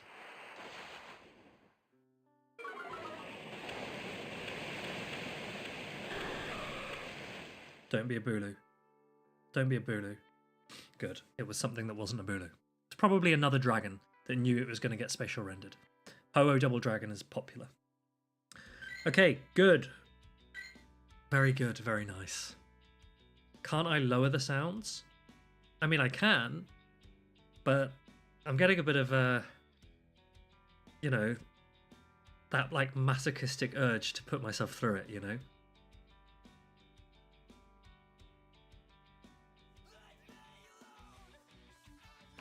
You don't like the bubble sounds. Yeah, that's fair. I can reduce the sounds for you guys a little bit. Let me reduce it. You don't need to hear it. I think though it's very important to play with game sounds. If you don't play with game sounds, who wants a story? I'll tell you a story. So, the second time that I played Dijon, right? So I'd lost to Axon by this point. I played Dijon in the losers finals. The losers finals on day 1. And every time I go to a tournament, I'll show you what I bring. These, right? These are a lifesaver. Okay, you have to use this connection. Can you see that? Can you see that one? Whatever that connection is. I don't really use iPhone normally. So whatever the old iPhone connector thing is called. I don't know what it's called. But that's the one you have to use. That's the one you have to bring because that's the phones that we use for competition. Get a pair of these. I picked mine up in the airport. Get them wherever. Order them on Amazon. Just take them because I was playing against Dijon and he didn't have his game sounds in. And he CMP'd his Feraligatr against my Pangoro. My Pangoro wins the MP. And as soon as the Pangoro did the Night Slash, his attack came through. And because he doesn't have game sounds on, he did not see that my Pangoro boosted on the Night Slash. I heard it. I heard the noise that when you boost, the whoop, like that thing, right? I heard that. And I knew that I'd boosted. He didn't. You can't see it because when it CMPs, it immediately flips camera. Immediately flips from the Pangoro to the Feraligatr. So on his screen, it just went flip to the Feraligatr, and then he started doing his charge attack. I heard the boost, so I like shielded the Pangoro. I then started doing huge damage to him, and he then made a decision based on what he thought my damage output would be. And he overfarmed slightly on a different Pokemon because he wanted to throw before my close combat. And so when I threw a Night Slash, he was really confused. He was like, well, I'm on 50% health. Why are you throwing a Night Slash? And my Night Slash knocked him out. And he was like, how did that do that much damage? I didn't realize that did that much damage. And I was like, I'm boosted. And he was like, what? I had no idea you were boosted. So, moral of the story, game sounds are useful. Dune, do you play with game sounds? Or are you naked when you're playing? That's what I want to know.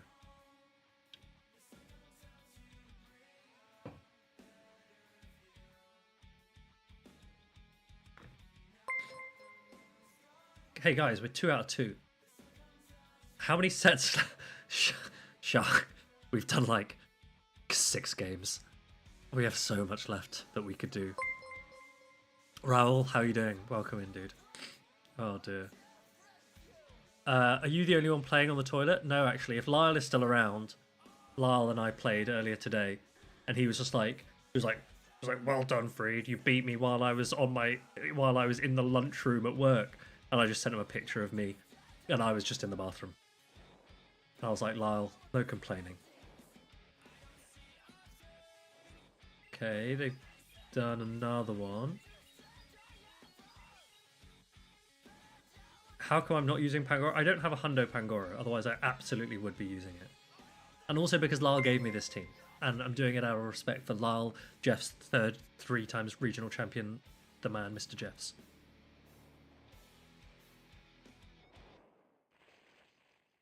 Oh no, we're both best buddied and he won CMP. That's super annoying.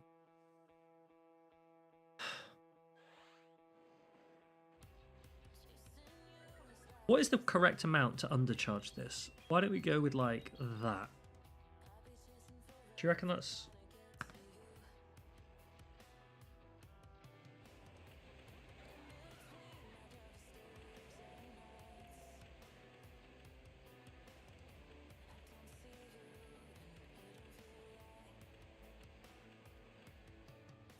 Okay. We've done 7 snarls, so we're not gonna make the same mistake. We're gonna throw straight away.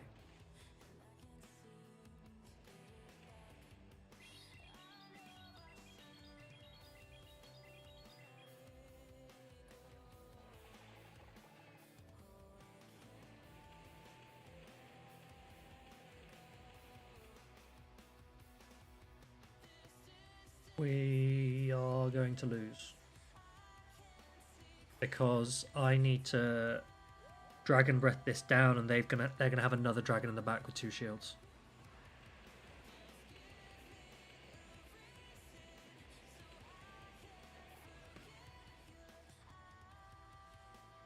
Ooh.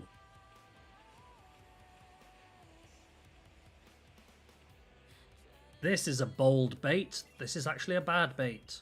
I shouldn't do this. I'm a genius.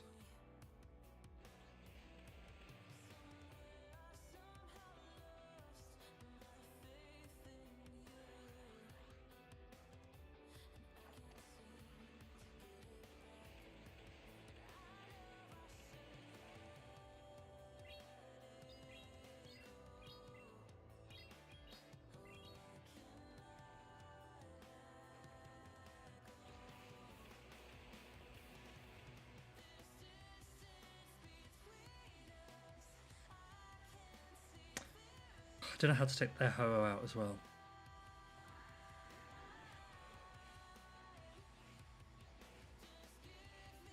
Oh my goodness. I thought they were going to catch and they didn't.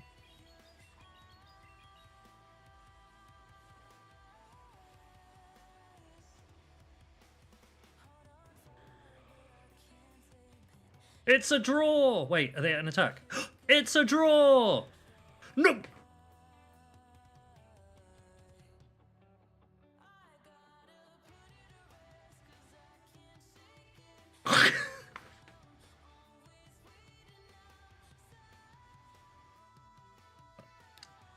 The game giveth and the game taketh away, okay? They had a desync and their damage registered after mine. I'm so sorry. Who was that? I'm really sorry. Oh, my egg's hatching. We got a Tyro? Nice. Oh, goodness.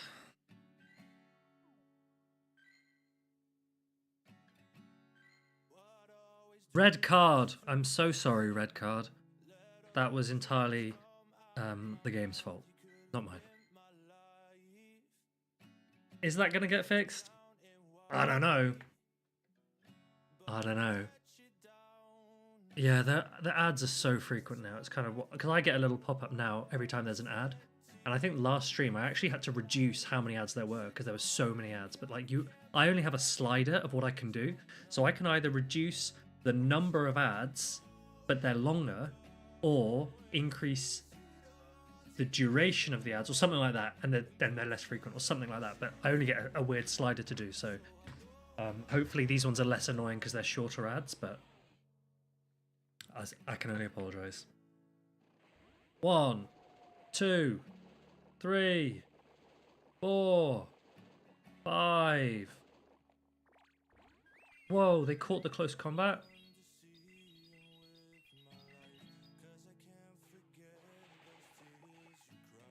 Two, 3, 4. We'll CMP with them. 5, 6.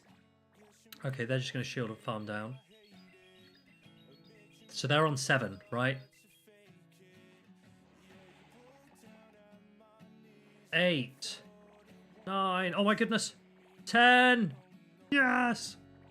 11. Okay, 11 times 6. That's how much energy they're on.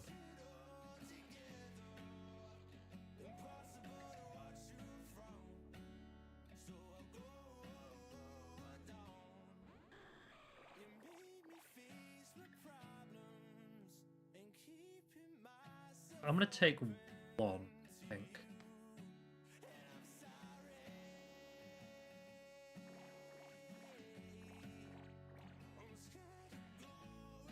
Okay, their Rhyperior was on 50 energy, right?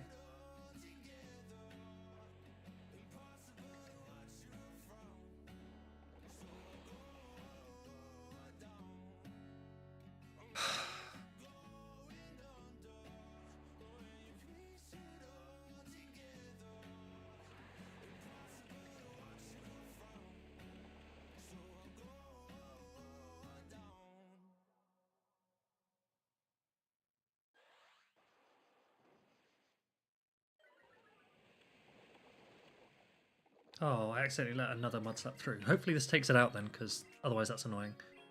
That was bad from me. Good, that's fine. What's in the back? Oh no.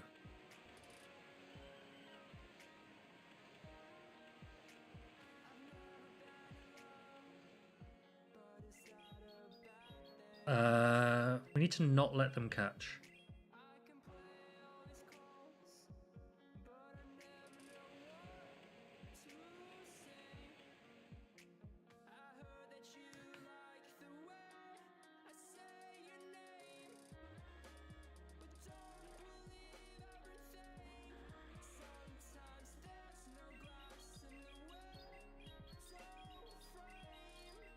So they made a slight mistake there by going to 11.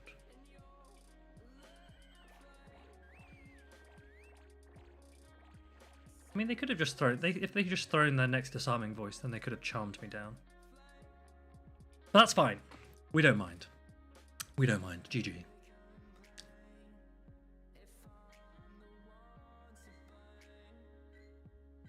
Lyle, your team's doing good. Your team's doing good. Are people playing Little Cup or are they playing Master League? Didn't I tell you, right? Didn't I say if you want to play Master League, Raidzation? Did you Raidzation? Did you listen to me? A Mewtwo? That's a throwback.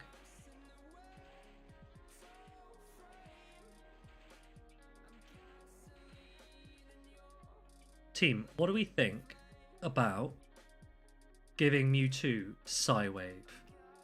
Yay or nay?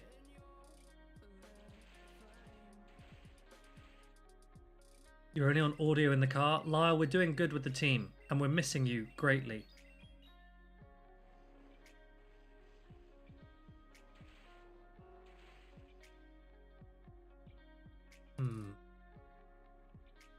What's in the back with the Mewtwo? Fairies. Oh, I might need to save this.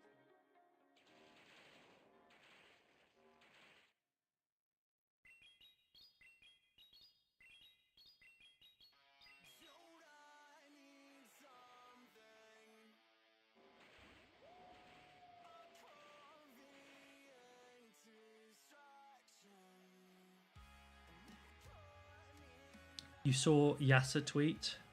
What did he tweet? Can I farm this down? Actually, I'm gonna let this go because he can't reach another Psy Strike. I can incinerate 2 incinerates to take this out.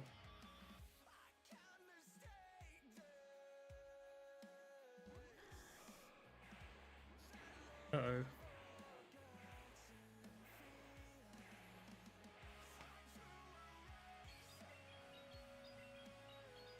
Oh, if he's got a fairy in the back, I lose. And I think he probably will have a fairy in the back.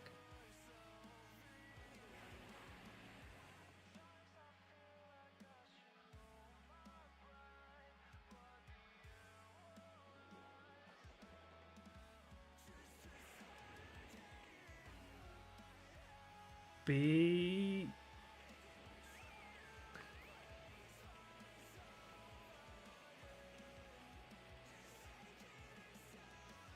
I mean, it's a fairy, but it's got waterfall.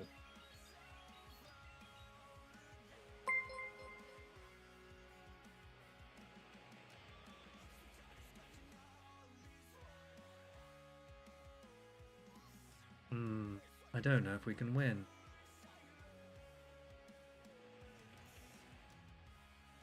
I mean, the only way we win is if they throw as soon as they reach their next Hydro Cannon.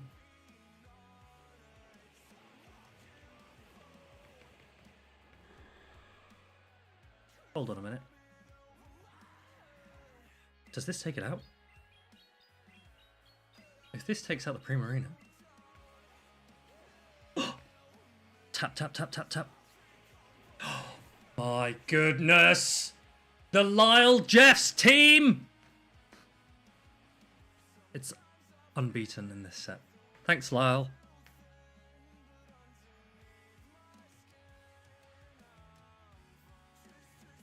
Anyone who's stuck in an ad, welcome back to a Lyle Jeffs III 3-times regional champion masterclass.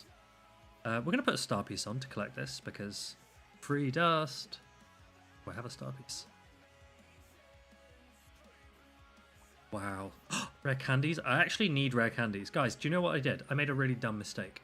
So I was like, hey, I never use rare candies for anything. So I'm going to put all of them into my Dialga so I can use it for Roar of Time to use the incense. And then when I got traded my Shiny Galarian Moltres, I was like, sweet, just need to power it up, give it a second move. Powered it up, went to give it a second move and realized that I've never really raided Moltres before. I had 28 candy. And I was like, that's fine. I'll just put rare candy into it. And I had 0 rare candy. And then I had to do loads of raids. I had to do GBL. And I eventually managed to give my Moltres a second move on the morning of Louisville Regional. And so all of my scrims prior to that were single moved. And I would never tell any of my opponents, right? I'd never tell them. I just scrim. And afterwards they were like, oh, there were a couple of times where you threw Brave Bird where Ancient Power probably would have done enough. And I was like, yeah, just had to be sure, I just couldn't risk it. And it was because I only had 1 attack.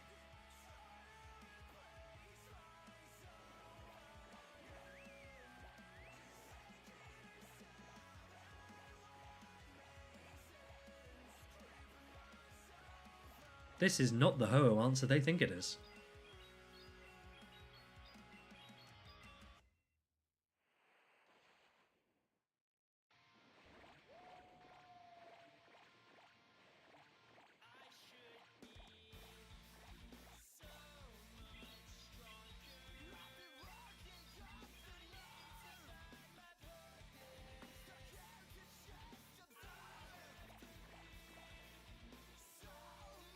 So they're on 13. 13 times 6 is 96. So they do have 2 Hydro Cannons. They're going to catch? They didn't catch! No way! That's not 96. Also, that's really bad maths from... I meant 78. So they needed 1 more for a Hydro Cannon. 3, 4, 5, 6... 13 times 6 is 78. So they weren't at 2. What did I just say they were on? 6. I can't remember. 7, 8. Either way, they're at 100 energy. Good maths. Okay, what's in the back? Another fairy, right? They'll play triple fairy. Ooh.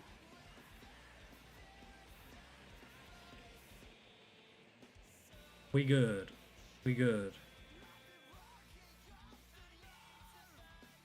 I know this is an Aquatel. I almost want to call it, but I'm not going to do that just in case. Phew. Jeez. Imagine. That would have been a dum-dum.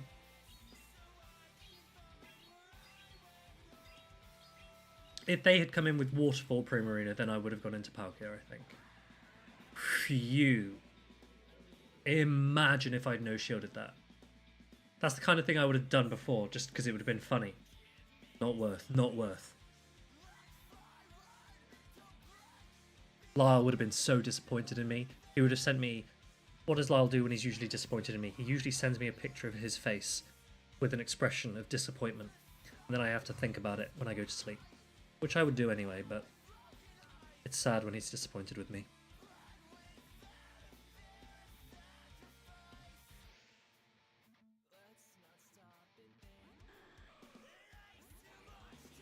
What have we got here? Rhyperior? Okay. Come on then, Zacian. Do bits. Pull out that Ho-Oh, if there is one. There won't be one, because it's a... So the annoying thing about this is they reach the Rock Wrecker. Okay. No, I missed... Oh, I went to 100 energy again. Team, I'm so bad. And not only that, it's by distracting myself with that, I lost count of what they were at already.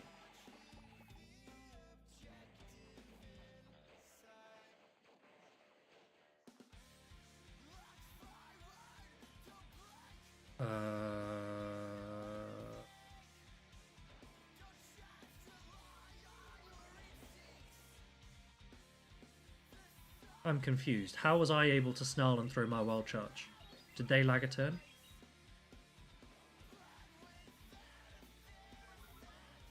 What is going on?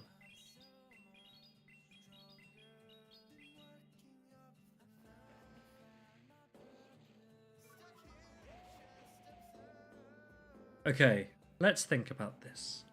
They are going to get 2 wild charges. I'm going to have to let one of them go against the Ho, because...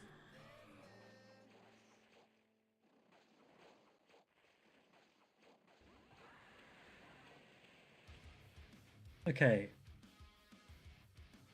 This one's more likely to be a play rough, so I'll shield this one.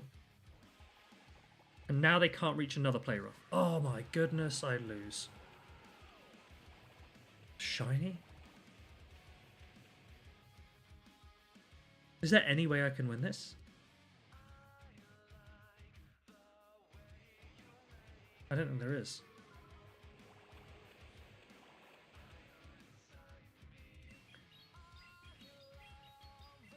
They could lose connection?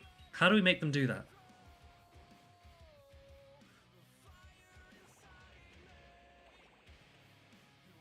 Right. I don't know how to take out that Rhyperior.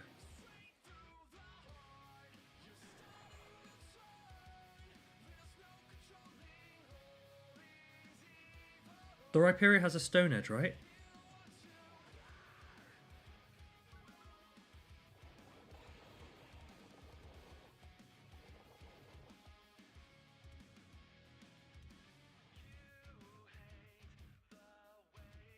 Don't you dare bait. Oh, as if you've baited. Why would you bait there? Fuming. Fuming. Okay, we lose. Unless they don't have Rock Wrecker. That's the only way we can win. They have Rock Wrecker.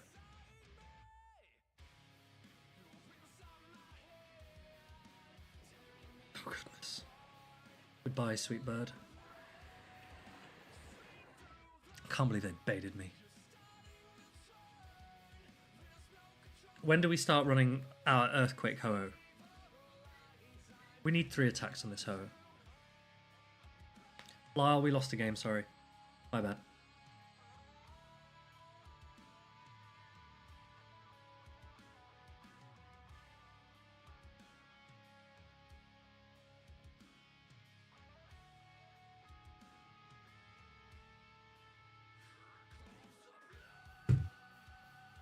which Pokemon in the game, let's go with Great League, right? Which Pokemon in the game do we think would be the most broken if it had 3 attacks, 3 charged attacks? Which one do we think?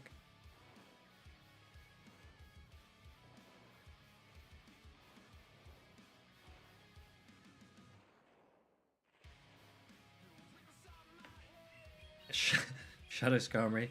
Shadow Skarmory only needs 1 attack, Batman, okay? It only needs Brave Bird.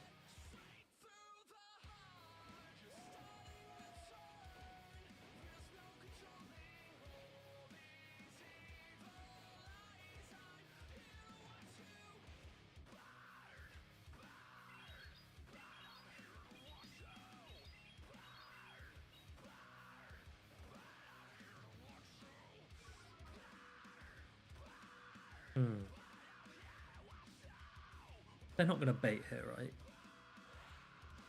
They have Iron Head? No way! Didn't see that coming.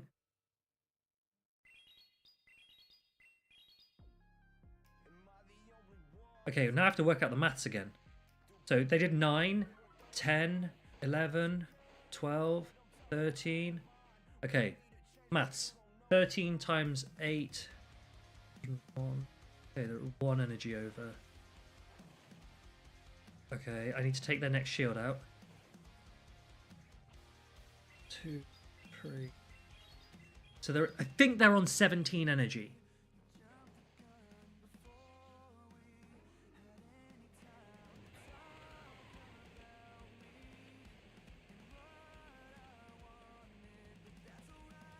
They've caught.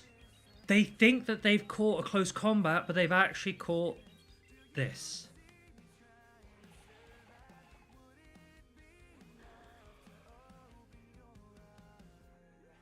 I still lose. I think. Ooh.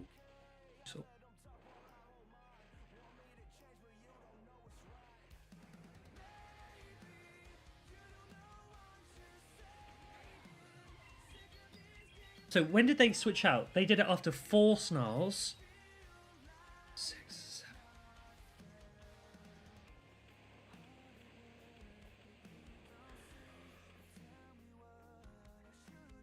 I mean, we're just going to get Roar of Timed.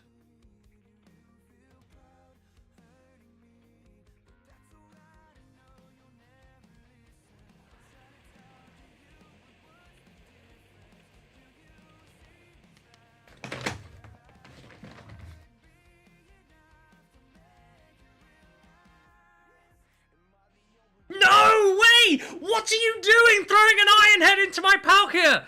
There's no way! There's no way you throw an Iron Head!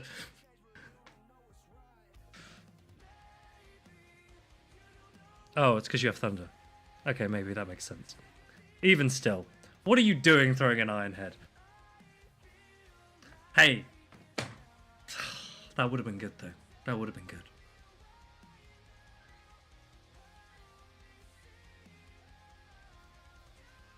Oh, dude, jeez. It's because Zygarde has a relatively low attack stat, and the attack stat weighs higher, contributing towards CP. So like Lugia, Zygarde, they have massive stat products, but because of their relatively low attack, they don't have hugely high CP. Whereas Mewtwo, massive attack stat. Whoa, shiny? That's pretty.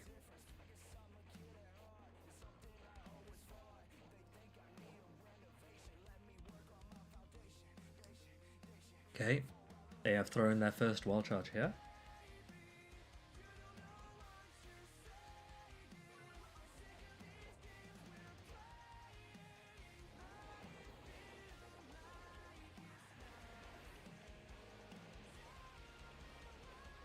I've just realised this doesn't really beat a Rhyperior, does it? Oh!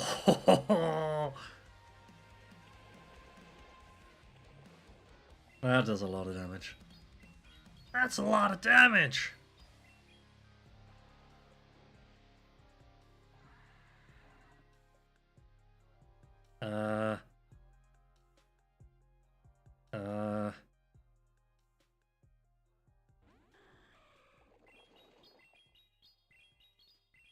Are they running Surf? Was that why they threw the Rock Wrecker?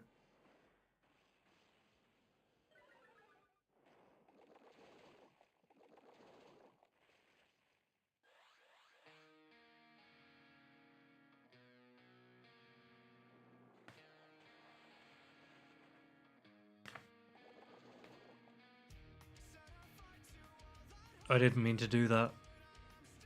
My thumb slipped. That's...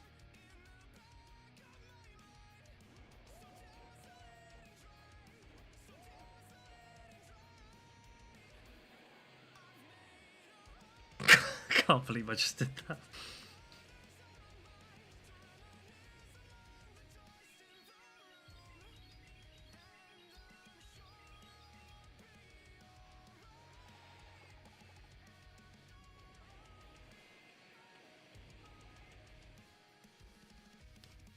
Shundozation was cool, but I did just throw a Sacred Fire into a 10 HP Rhyperior.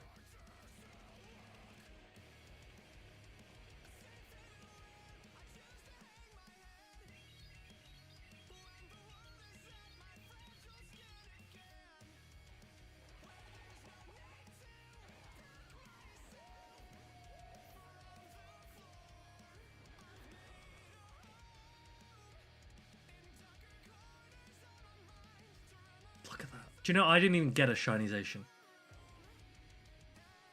So jealous. I'm so jealous. Shundo. Shundo!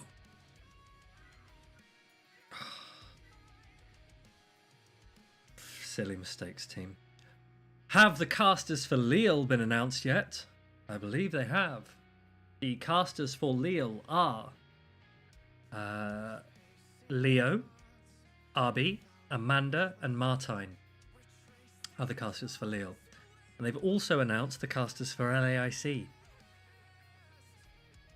J Hodge, thank you very much. Thank you, thank you. You have a 15-15-14 Shinization. That's pretty sick. That's pretty sick. Jim, we are playing GBL. This is what we do on this stream.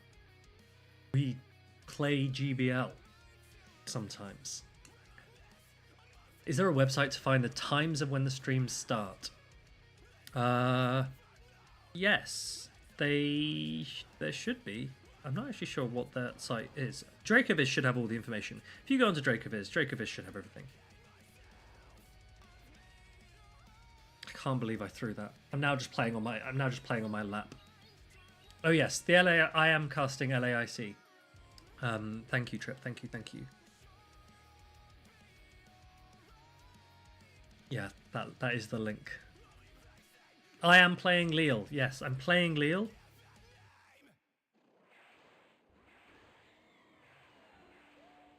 Five, 6, 7, 8, 9, 10.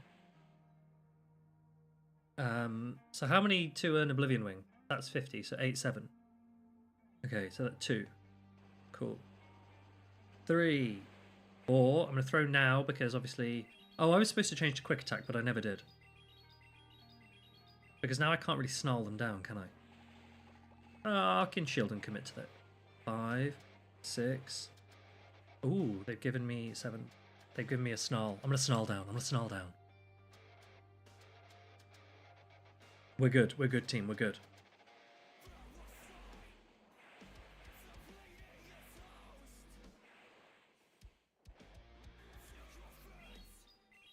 We were not able to snarl down. We should probably change to Quick Attack.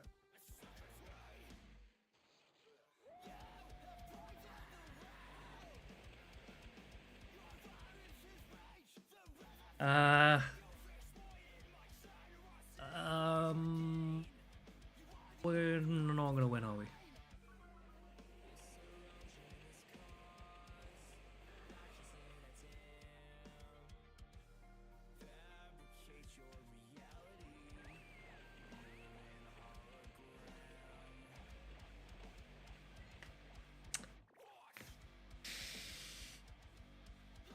Do you remember that time we threw Sacred Fire into a Rhyperior with 10 HP?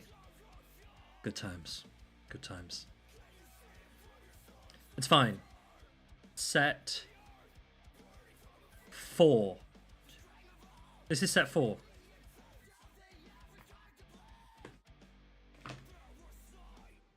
This is set 4. This one's going to be a positive set.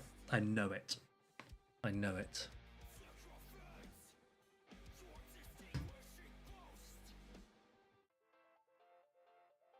Right, team. Let's do this. Has anyone played in any locals recently? There was a local for me last weekend, but I wasn't able to play because I was obviously in Louisville. And I want to know what spice are people bringing to locals at the moment?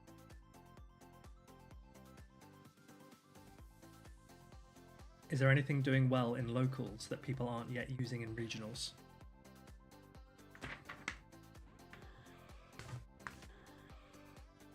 So many Ho-Oh leads. Okay, this one's best buddied as well. So let's see the 50-50 Donphan. Yeah, I think Shadow Donphan could be good. Do people have that? We lost the coin flip. What changes for Master League do I want to see in December? Oh, they got the debuff. Rigged.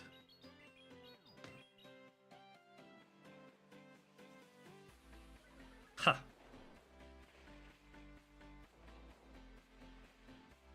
They won CMP again? Ref.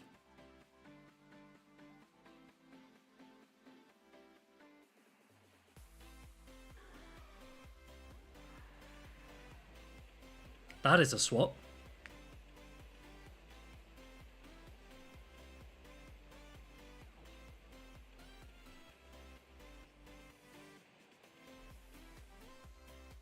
Do I want to shield the thunder? Maybe yes.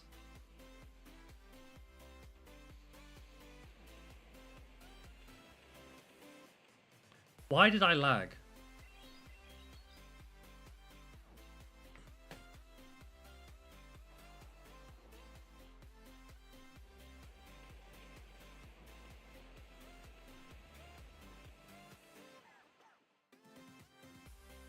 Okay.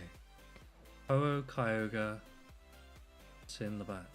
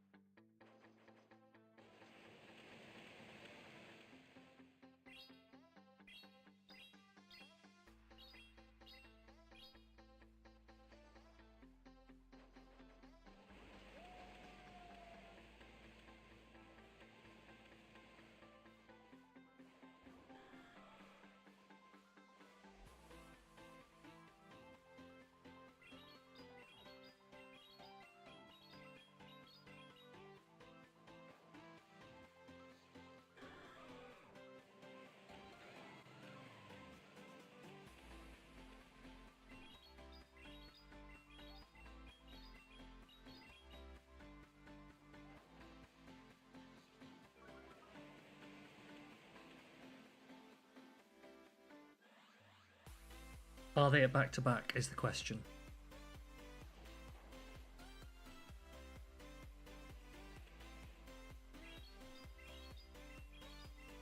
They were not.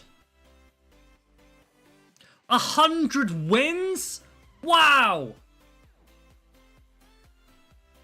Alejandro, how you doing, dude? What's your hidden gem? Okay, okay, we're gonna change to quick attack. So fast TM. Perfect. Okay. Now we need a... Oh, I don't have any coins left. I can't even buy a star piece. Right, well, we're not collecting our dust yet until I get a star piece. Just gonna keep playing. Enamorous?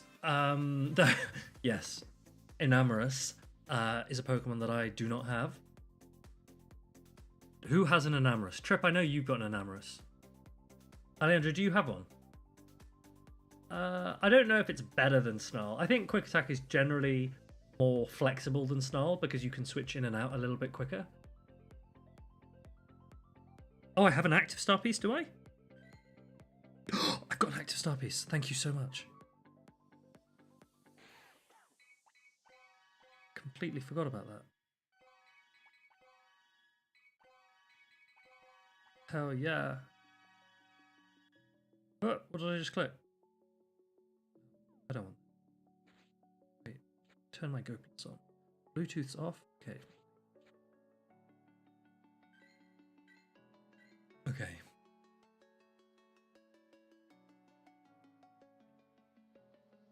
Which events are you going to? Huh? Because I'll take you up on that offer. 14, 15, 14 and Amorous. I mean, can you lucky trade for a 15 attack one? Generally speaking, if you only max 15 attacks, that's generally better for Master League, right? Collect the dust from the first win. You are absolutely right. Thank you.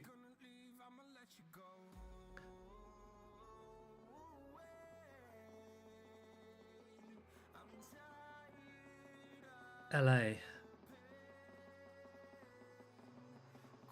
I don't know. That's quite far for me. I don't know if I'm going to go to any of the West Coast events. Wait, if you go to NAIC, then I'll be at NAIC. I'll for sure go NAIC. I think. For sure, I think.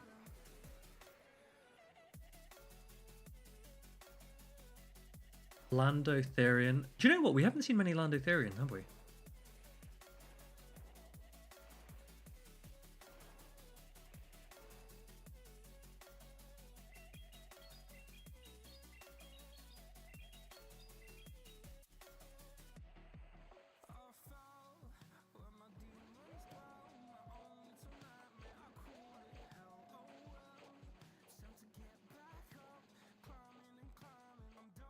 Okay, I think they're on 7.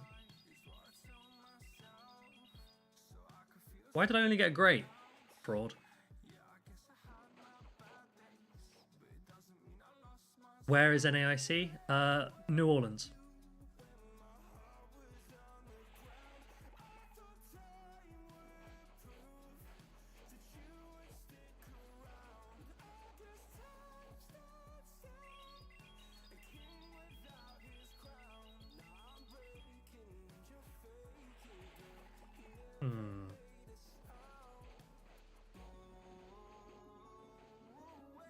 We're going to let this go. If it's a wild charge, we're going to shield the Ho-Oh anyway.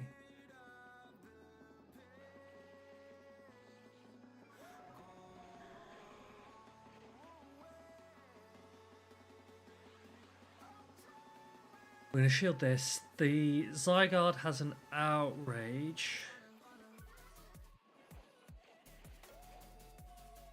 Can we get an Incinerate through? Maybe they'll throw straight away. I don't know if I should shield this or not. I'm going to shield it.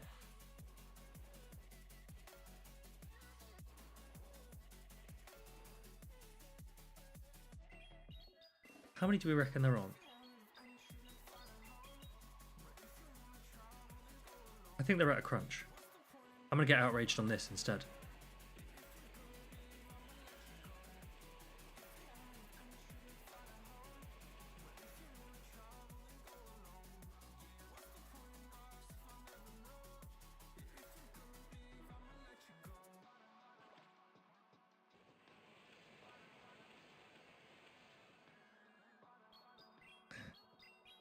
This is gonna get close.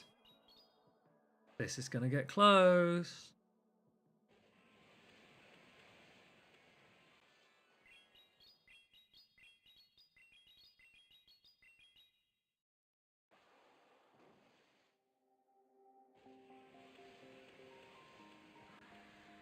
But I think we win.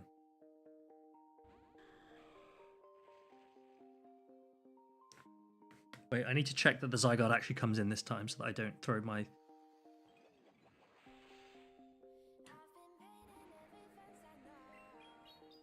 Die.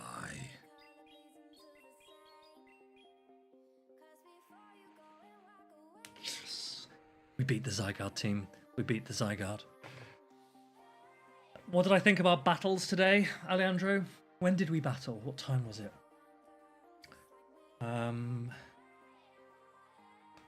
I just finished breakfast, hadn't I? And I was coming upstairs from breakfast.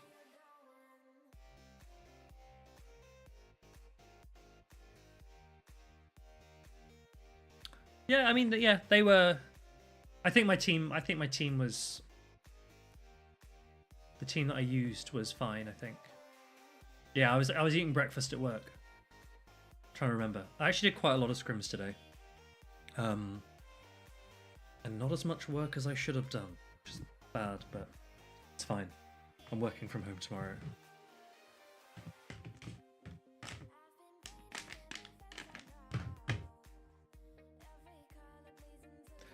That was quite a nice win. I'm quite pleased with that win.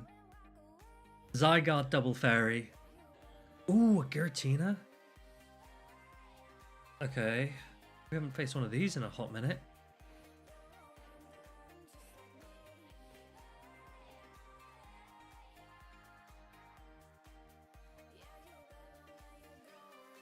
Giratina. Fairies in the back.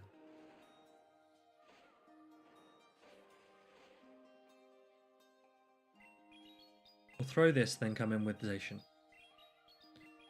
Is the team worth trying? If you've got the team, I would try this. This is a Lyle Jeffs the third 3x regional champion original, so I would recommend. Shadow Ball. Yeah, let's shield Shadow Ball.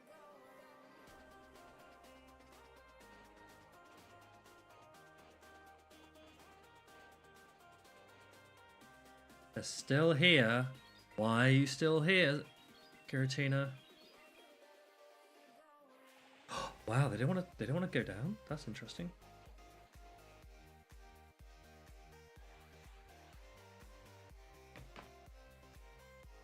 BBML, says Lyle. Big, beautiful man like Lyle. That's what BBML stands for. With an extra L.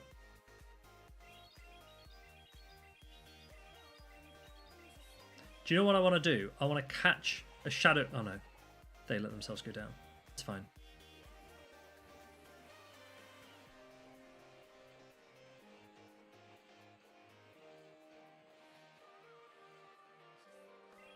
What do they have in the back that they're willing to... Can we catch on Ho-Oh?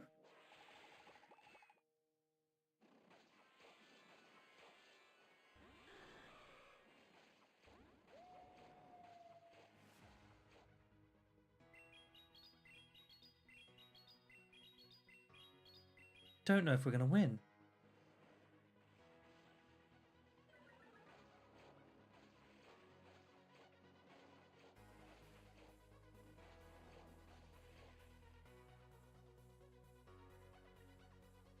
How do we beat this?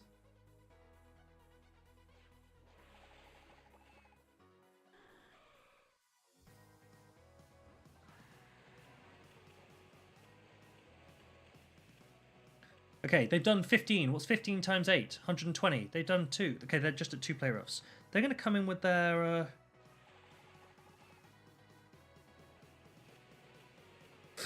Yes! Okay, this is a big...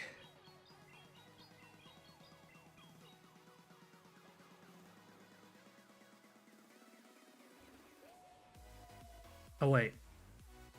I'm hoping this is not a Moonblast, otherwise I'm in trouble.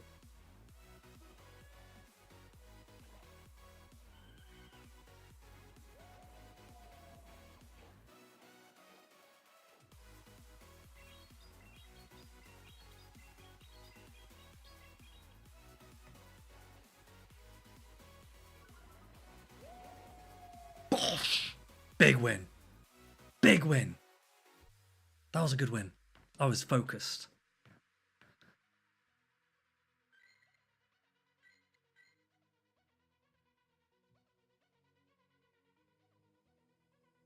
What do you mean Ho-Oh's trash? Yeah, Quick Attack was good, Lyle. Quick Attack was good. This is we listened to Lyle Jeff's third 3x regional champion, okay?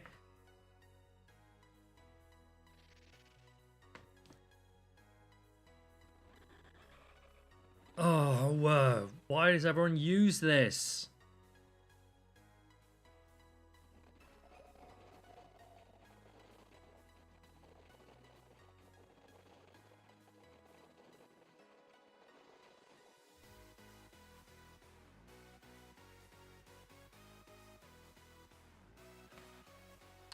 What the heck?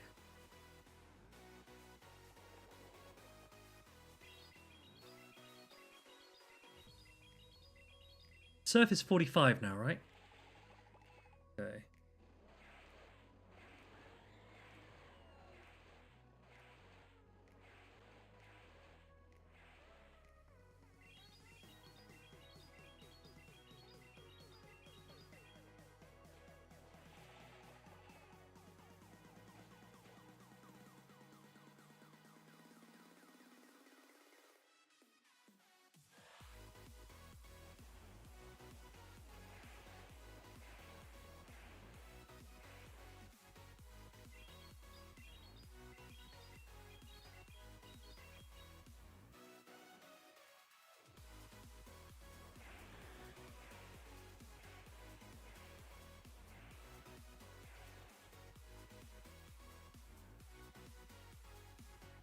Their Rhyperior, was it one away from a surf? So if it comes in now, we just Brave Bird.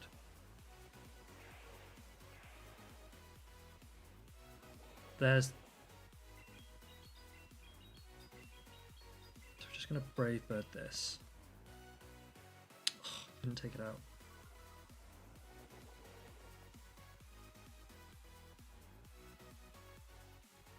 But they've got a fairy in the back again, right? Oh, wait, hold on a minute. That's interesting.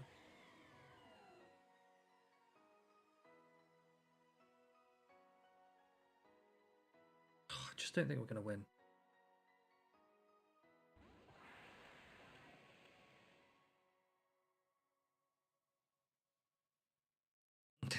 Looks... Yeah, this is what it'd look like.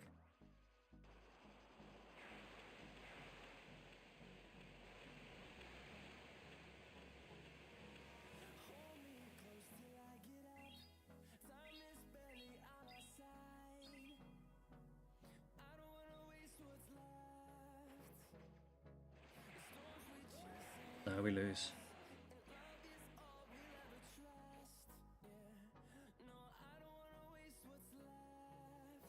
The only way... I'd have had to have undercharged.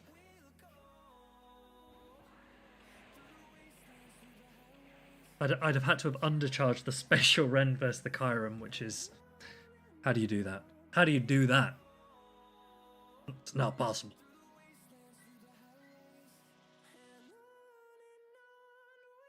We're not even in the 2700s.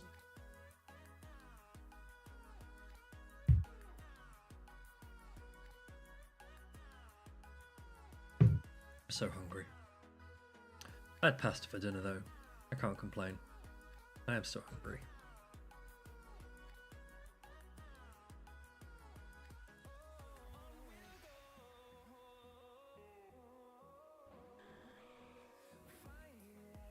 Ooh. Okay, how does this play out? 3, 4, 5, 6, 7, 8, 9, 10.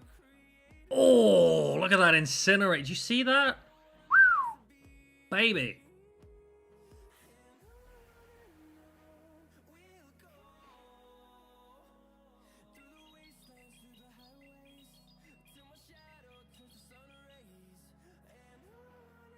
Goodbye.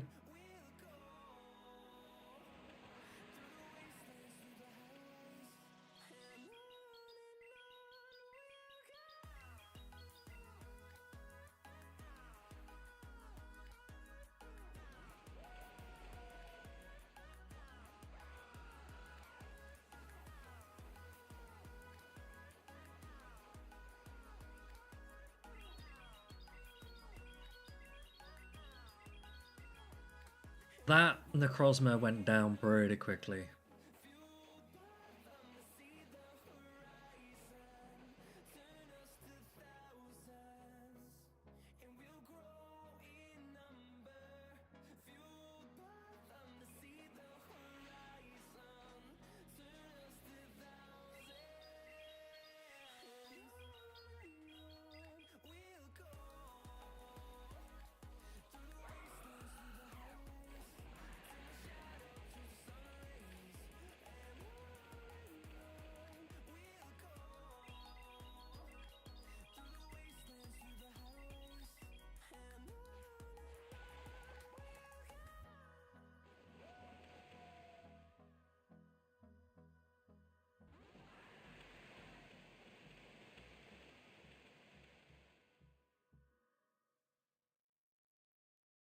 could lose this. No way.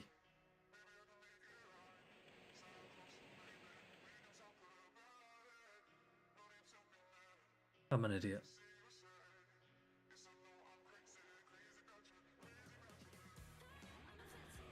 I'm an idiot. I should have just gone into the Ho-Oh to soak the energy.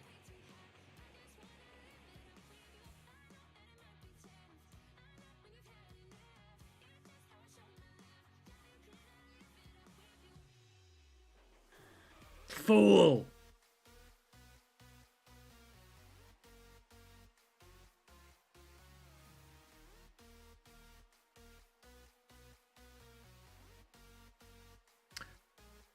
If I'd gone into Ho-Oh straight away, does it make a difference? I don't know. That was bad. That was bad. Hey, we went positive.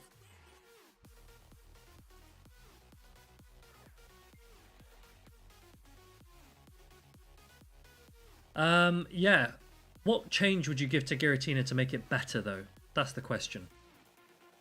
There's one change I would like to see for Giratina. But the problem is it... Anytime you buff Giratina, you're buffing it in Great League as well. And because it's not accessible in Great League, they're not going to want to buff it. That's the difficulty. But I would give Giratina Aura Sphere. Because Ghost and Fighting is not resisted by anything. And I think that would be a cool addition for Giratina. But Great League is the worry, right?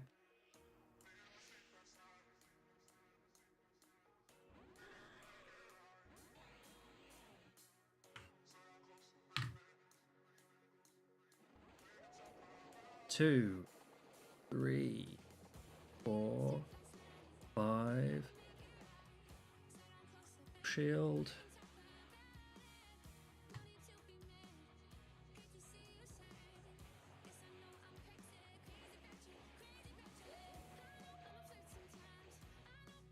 The problem is not to buff Giratina, the solution is to make it more available for Great League, or we do a big buff to Dracloak, make Dracloak clearly the better option, so that we don't care about Giratina. You see what I'm saying, Trip? Give Dracloak Breaking Swipe.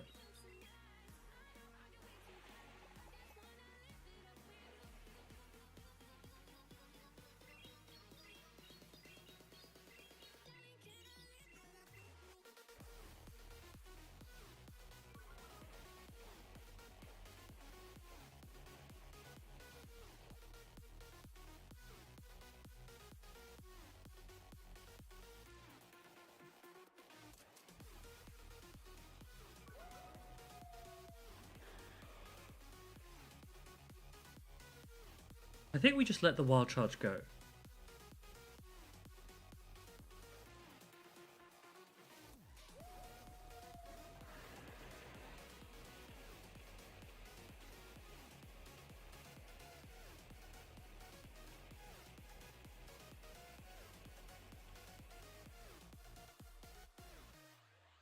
There's nothing we can do.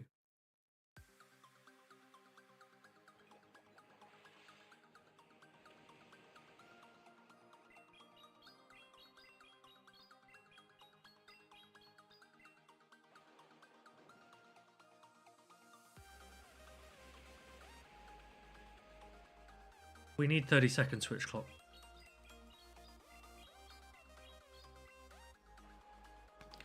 No, we can't buff Dragon Pulse.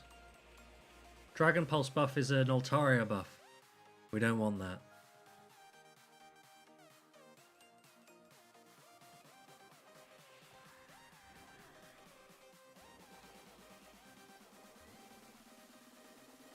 Try Hydro Pump on what? On the Palkia. We just lose all of our dragon head-to-heads. I don't know about that. Fire Blast. Does this one learn Fire Blast as well? That's funny. We still lose our Palkia head-to-heads.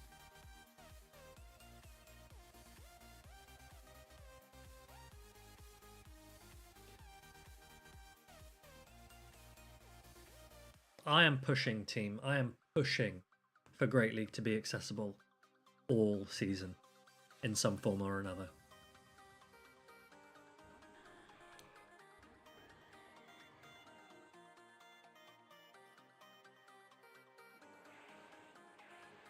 Three, 4, 5, 6, 7, 8, 9. We'll shield the first because we might get the debuff. This is the worst GBL rotation you could have, yeah.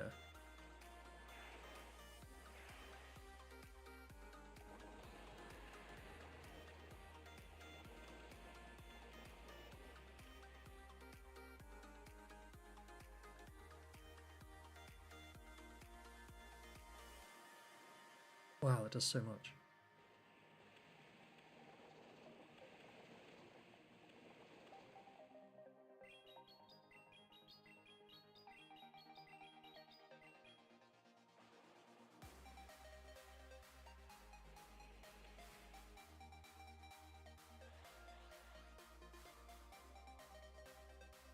No, because if you buff... Yeah, we can't buff Dragon Pulse. I don't want to anyway.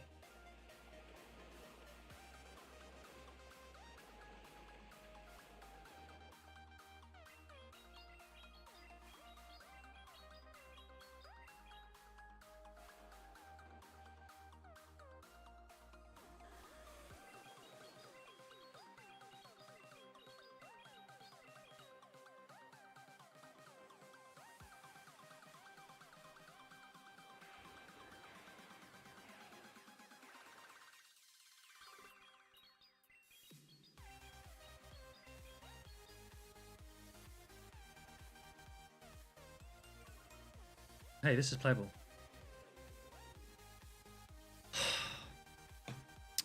Ultra League Premier is your favorite league. Classics are gone, right? All classic formats are finished. We will never have Classic again. We will have Premier, but we'll never have Classic. Classic is long gone.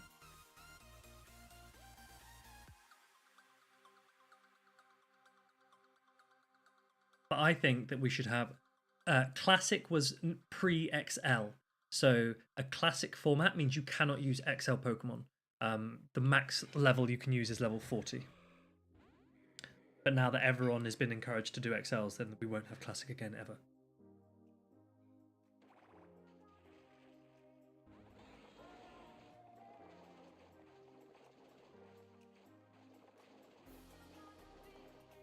Right, we're trying this instead because we keep losing Palkia to Viperia.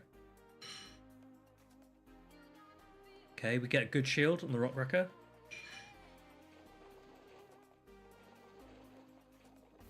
I don't know if we beat this Viperia.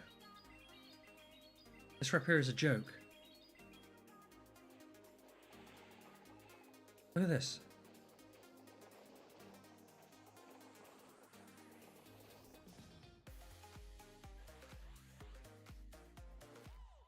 Altaria has Dragon Pulse. We don't want to buff Altaria.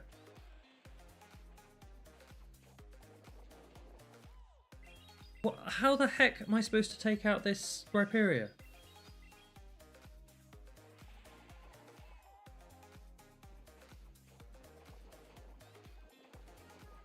The best I can do is get a shield off this.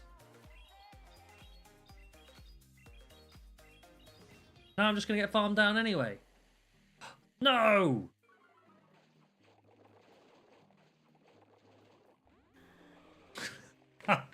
We're so dead. So dead.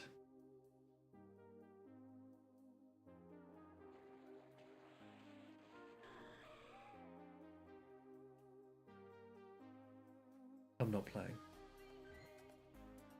Okay. Lyle Jeffs. Lyle Jeffs, 3 times regional champion. How do I beat a Rhyperior safe swap? Lyle, we have no way of dealing with it.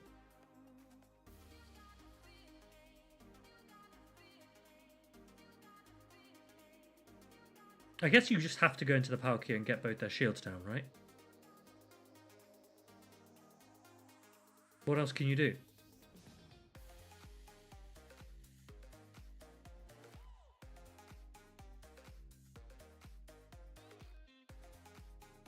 There's nothing else you can do, right? Because the Zacian with quick attack, it will never work. It's never gonna work. Because Play Rough's not gonna do enough. You faced Lyle one time with a team weak to Swampert. What did Lyle have? Malamar.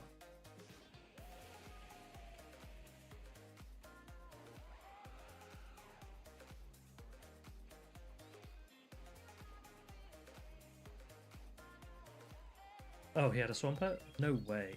Classic Lyle. Lyle just does this to us. 6.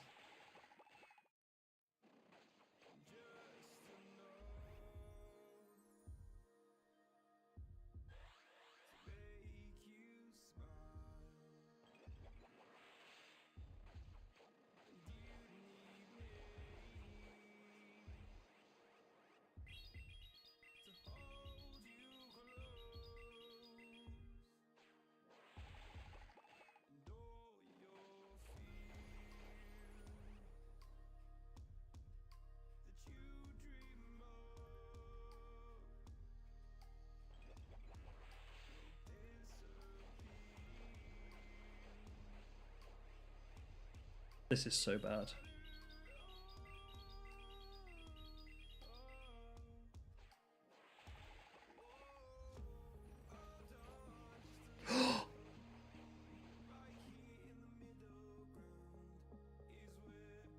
I can't even shield this because the Palkia sweeps me.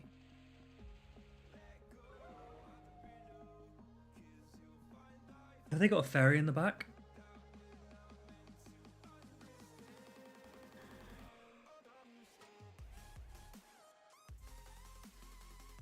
The best I can do is just start brave birding this.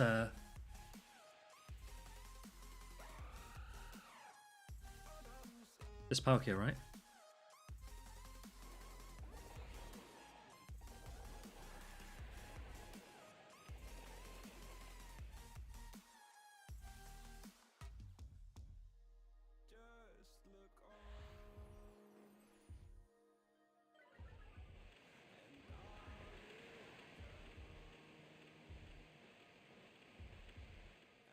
This is an Aquatail.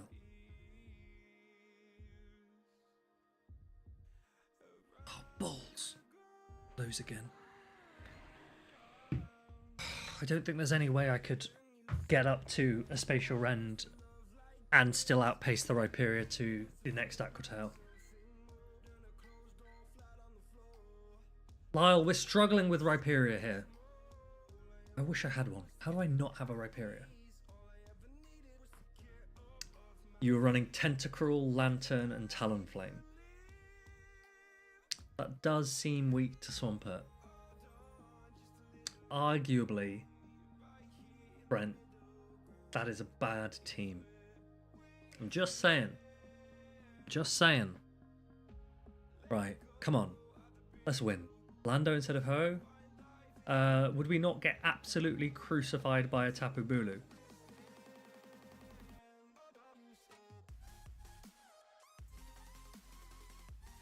Three Floyds. Come on then. Let's do this. Shiny?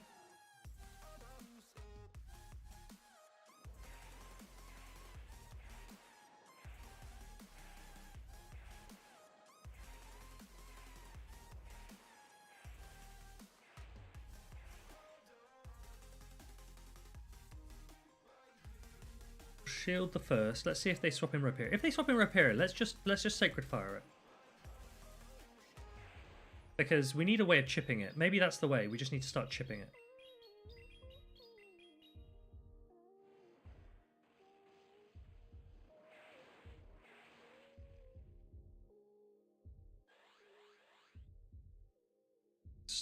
This is doing a lot of damage to me.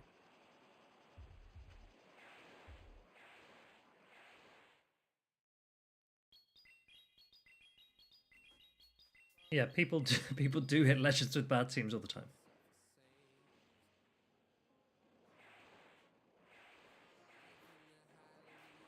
Tried to swap into Zacian, didn't I? Okay. Zacian could Wild charge, whatever's in the back.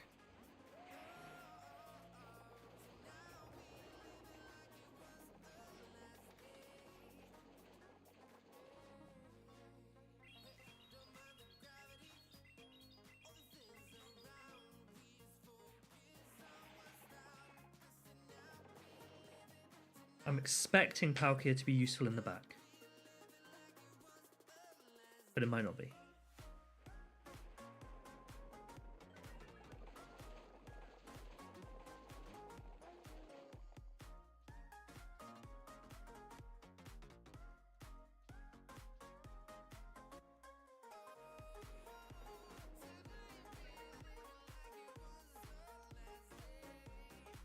Could they have Rhyperior in the back?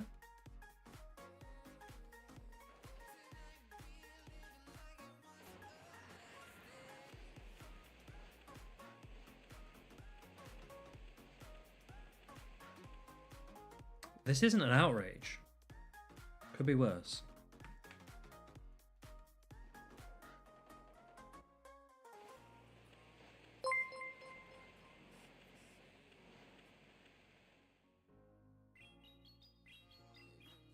Do I win CMP against this? I must do, right?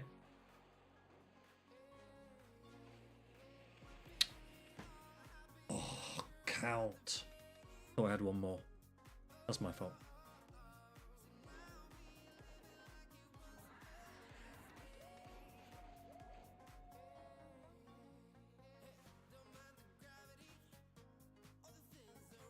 So bad. Was that my last set? That was so bad.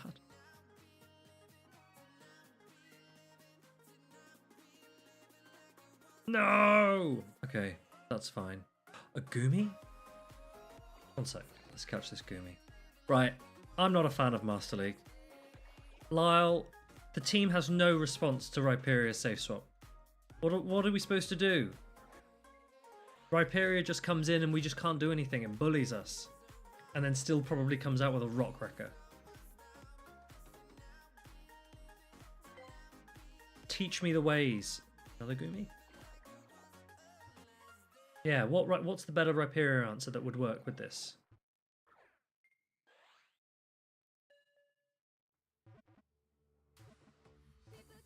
Just bring in yeah, Lyle, we did that, and they just two shielded and come out with a. Wait, what bait? They just breaking swiped me.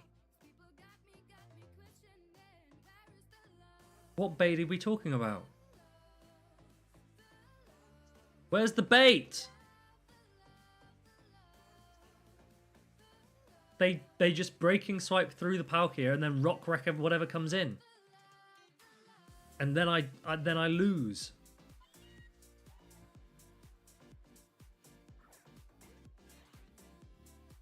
Rhyperior is too good.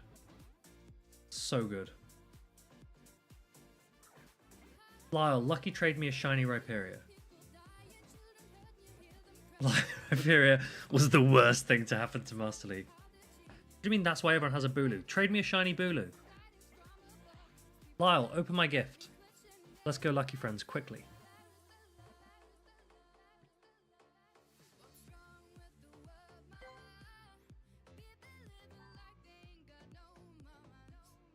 What's this magnetic study timed research? Wait, can I get shinies in this research? Free to open your gift? I will. I will. Evolve a Pokemon? Let's quickly do that.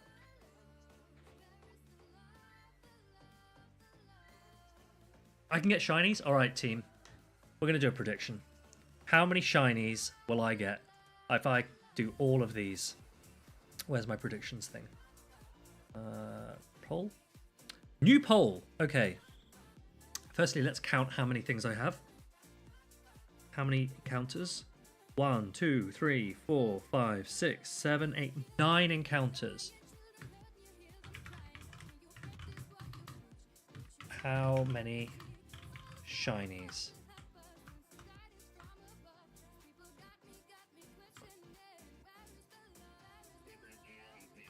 I can only do this many options. Okay, team, ready? The poll is up. The poll is up. What do you mean? It should be 10. 1, 2, 3, 4, 5, 6, 7. 1, 2, 1, 2, 3, 4, 5, 6, 7, 8, 9. Oh, but there's a 10 if I finish all 9.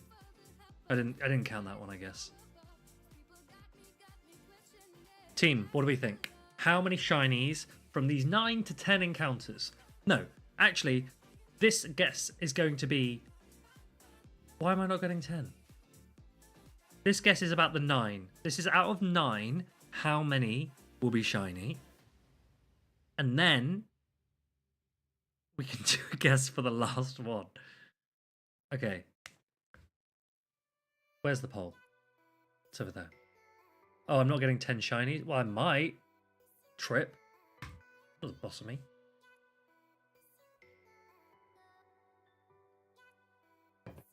Okay. How long is left on the poll? Quickly, vote. Why are so many of you voting 0? Don't vote 0. I'm going to get at least... I mean, what am I even getting?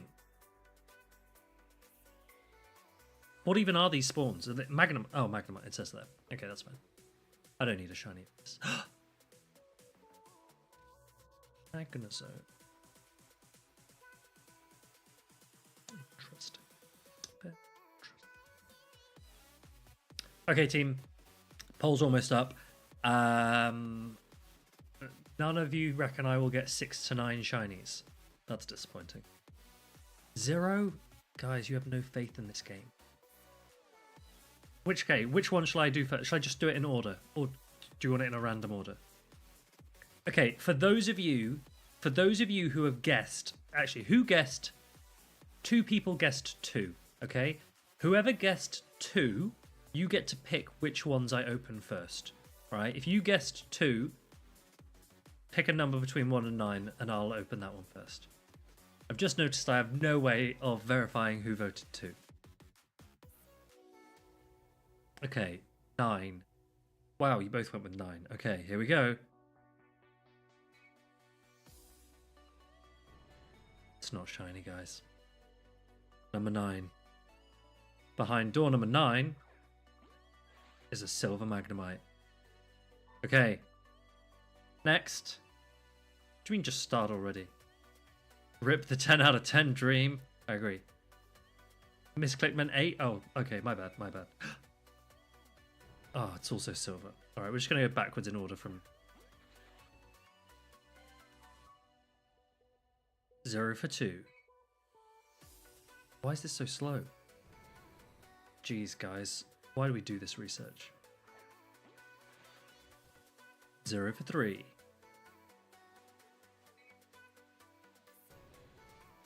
Who wants these? I want the gold one. 0 for 4.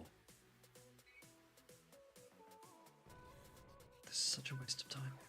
0 for 5.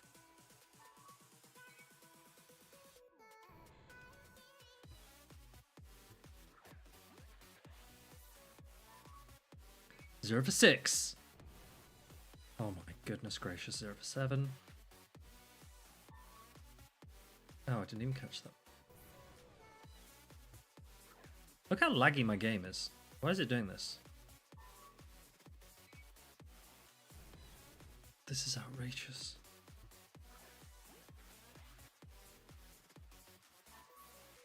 Last one.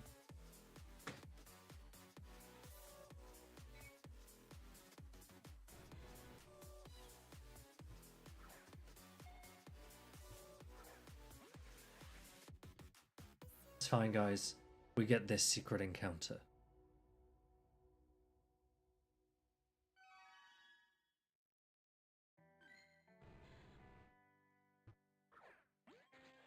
Who plays this? Who plays this game? Shall I collect? Do I have anything here I can collect? Oh, you could be useful. I'll take you. I don't need any of you. I don't know what you do. Don't care about that. Catch 15 Poplio? Nah. Bagon? Catch 15 Bagon? Nah. I don't want you. Catch 15 Litten. Fuse and Necro... Whoa! I have some elites there. Oh, I should do that some. Community today, Gumi. Catch 15. No. Madrid Park Escapade. Power up Marshadow. I could have got 3 rare candy there. I didn't even know that. Catch some Z's. Oh yeah, forgot about that. Welcome party. I'm not doing that. Okay, I'm not doing any of these. Which research? Which of these research is worth completing? Comday. What the heck? What are they going to give me? Comday research. What am I going to get? They're going to be like, oh, you know, catch some Poplio and we'll award you a Poplio. Great. I don't need that. What do you mean, Lyle? What do I don't need any of these. I don't need any of these. I asked Lyle. I said, Lyle, will you do party challenges with me? He said no. I'm just kidding. I didn't ask him that. He would always say yes. I don't need any of these though, right? What's unlock a max move? What is a max move? Where are the instructions?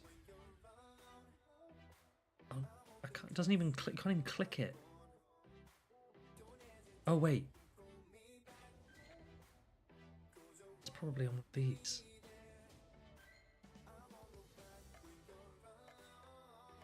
Max move. Max knuckle? What am I spending? What am I spending? What is this? Is that 50 XLs?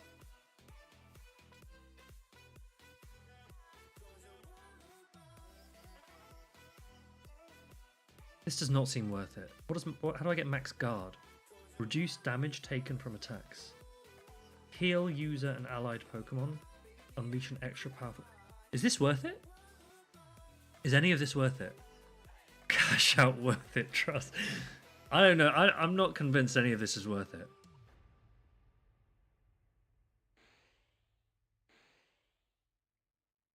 These aren't worth it, are they? Does anyone do these? Does anyone... This Charizard, is it worth doing anything? Max Flare?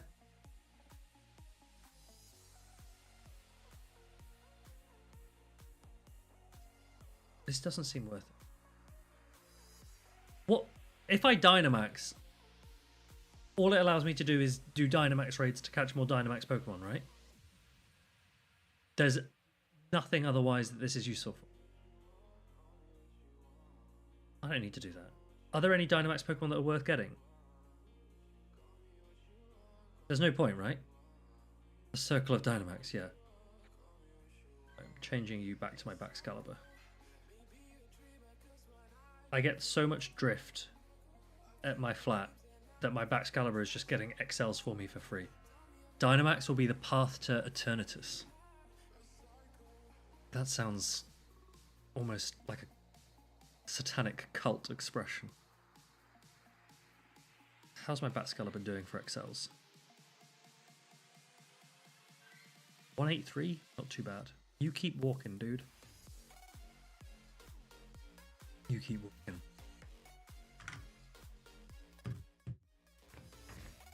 Oh. Okay, guys. I don't know if I'd call that a particularly successful day of Master League battling.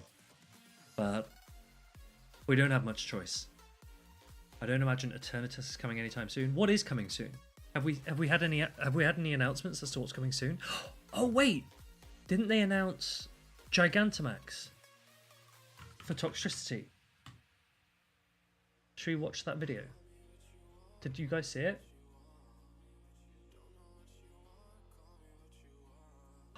Look at this, come look. Whoa, Blastoise looks quite cool.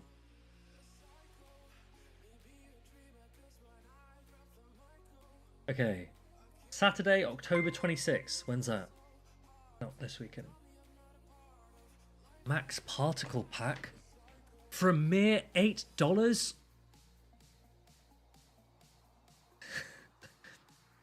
that value? I don't know. I guess it seems like quite a lot. Oh, that it? Is that it? Just Gigantamax debuts? But I already have a Charizard. Can I not just Gigantamax the one I've got? Or no?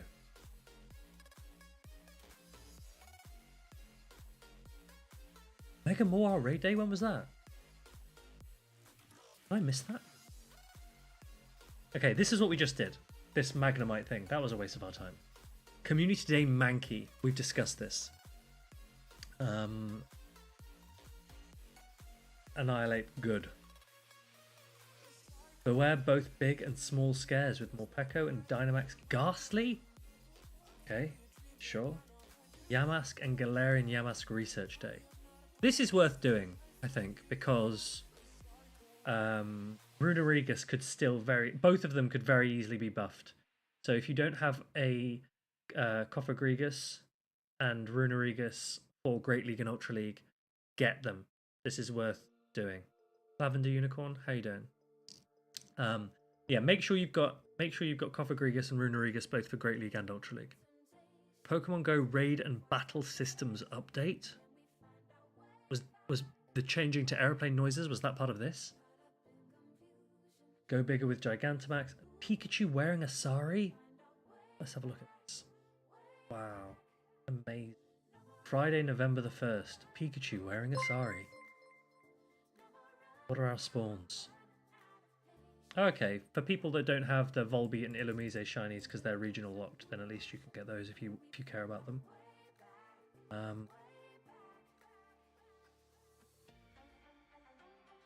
I don't know who these people are, but they are becoming brand ambassadors. Well done. What's this? A special sweepstakes will be held on Instagram for trainers in India. Oh. What can we just have Skiddo released globally, please? For trainers in Bengal. Wait, is this whole event just for India, or is it? Oh, ignore me. This is just for India.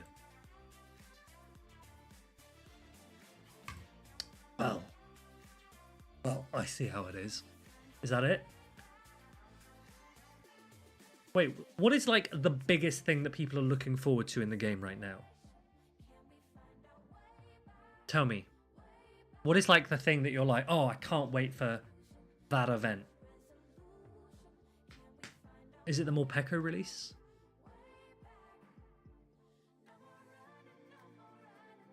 Because usually I would expect to see something where I'm like, whoa, that's the big event. Is it in a... Is there a Go Fest or something? Go Wild area? Oh, Go Wild area. What's that? Oh yeah, this trailer was cool. Let's watch this. Can you hear this site? Is what I want to know.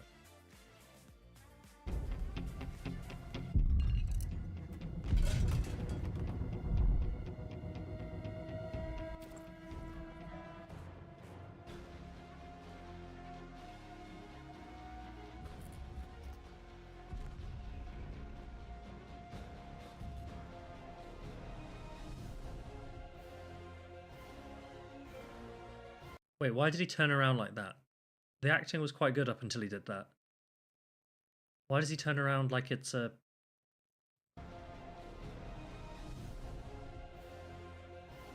That was weird. I don't like it. Okay, that Toxtricity does look quite cool. Global November 23. Oh, that's so long away. Yeah, what was the other video? Do you remember the other video with the Go Wild area? This one. This video. This is a good video.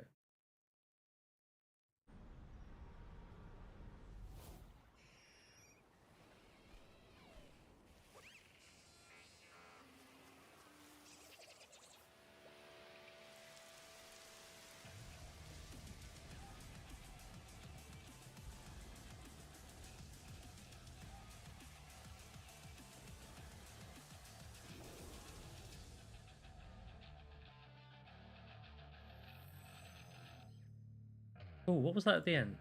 What is that at the end? What's that? Oh, is that a Safari Ball? Oh, okay. Interesting.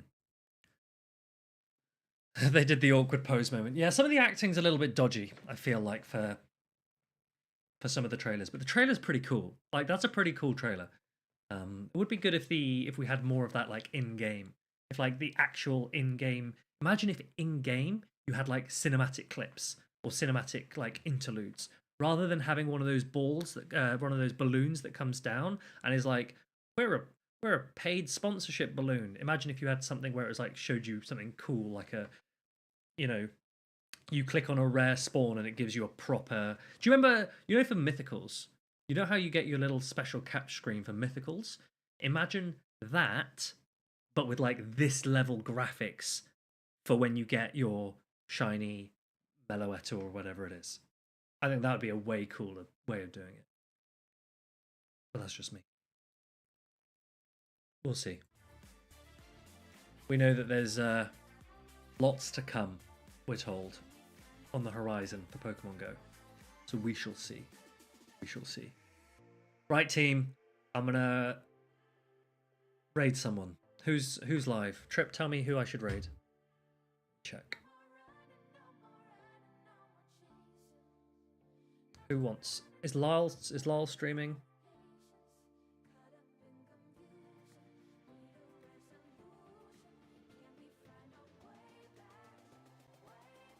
Oh, Dune is streaming. Should we go raid? Let's go raid Dune.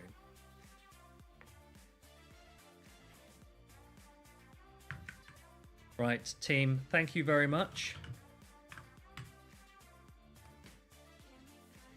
Thank you very much for joining this evening or this afternoon, depending on where you are. I hope you have a good rest of your days, and I will see you. Okay, so I'm competing in Lille, so I probably won't stream tomorrow night, so I will see you probably Tuesday or Wednesday next week. Hopefully wearing a big medal. Possibly, maybe not. We'll see. We'll find out. Almost certain. There's a 100% chance that I will, right? We'll see. Right, team. Enjoy the rest of your days. Say hi to Dunebug for us. Otherwise, see you next week. Make sure to tune in to Lille this weekend and support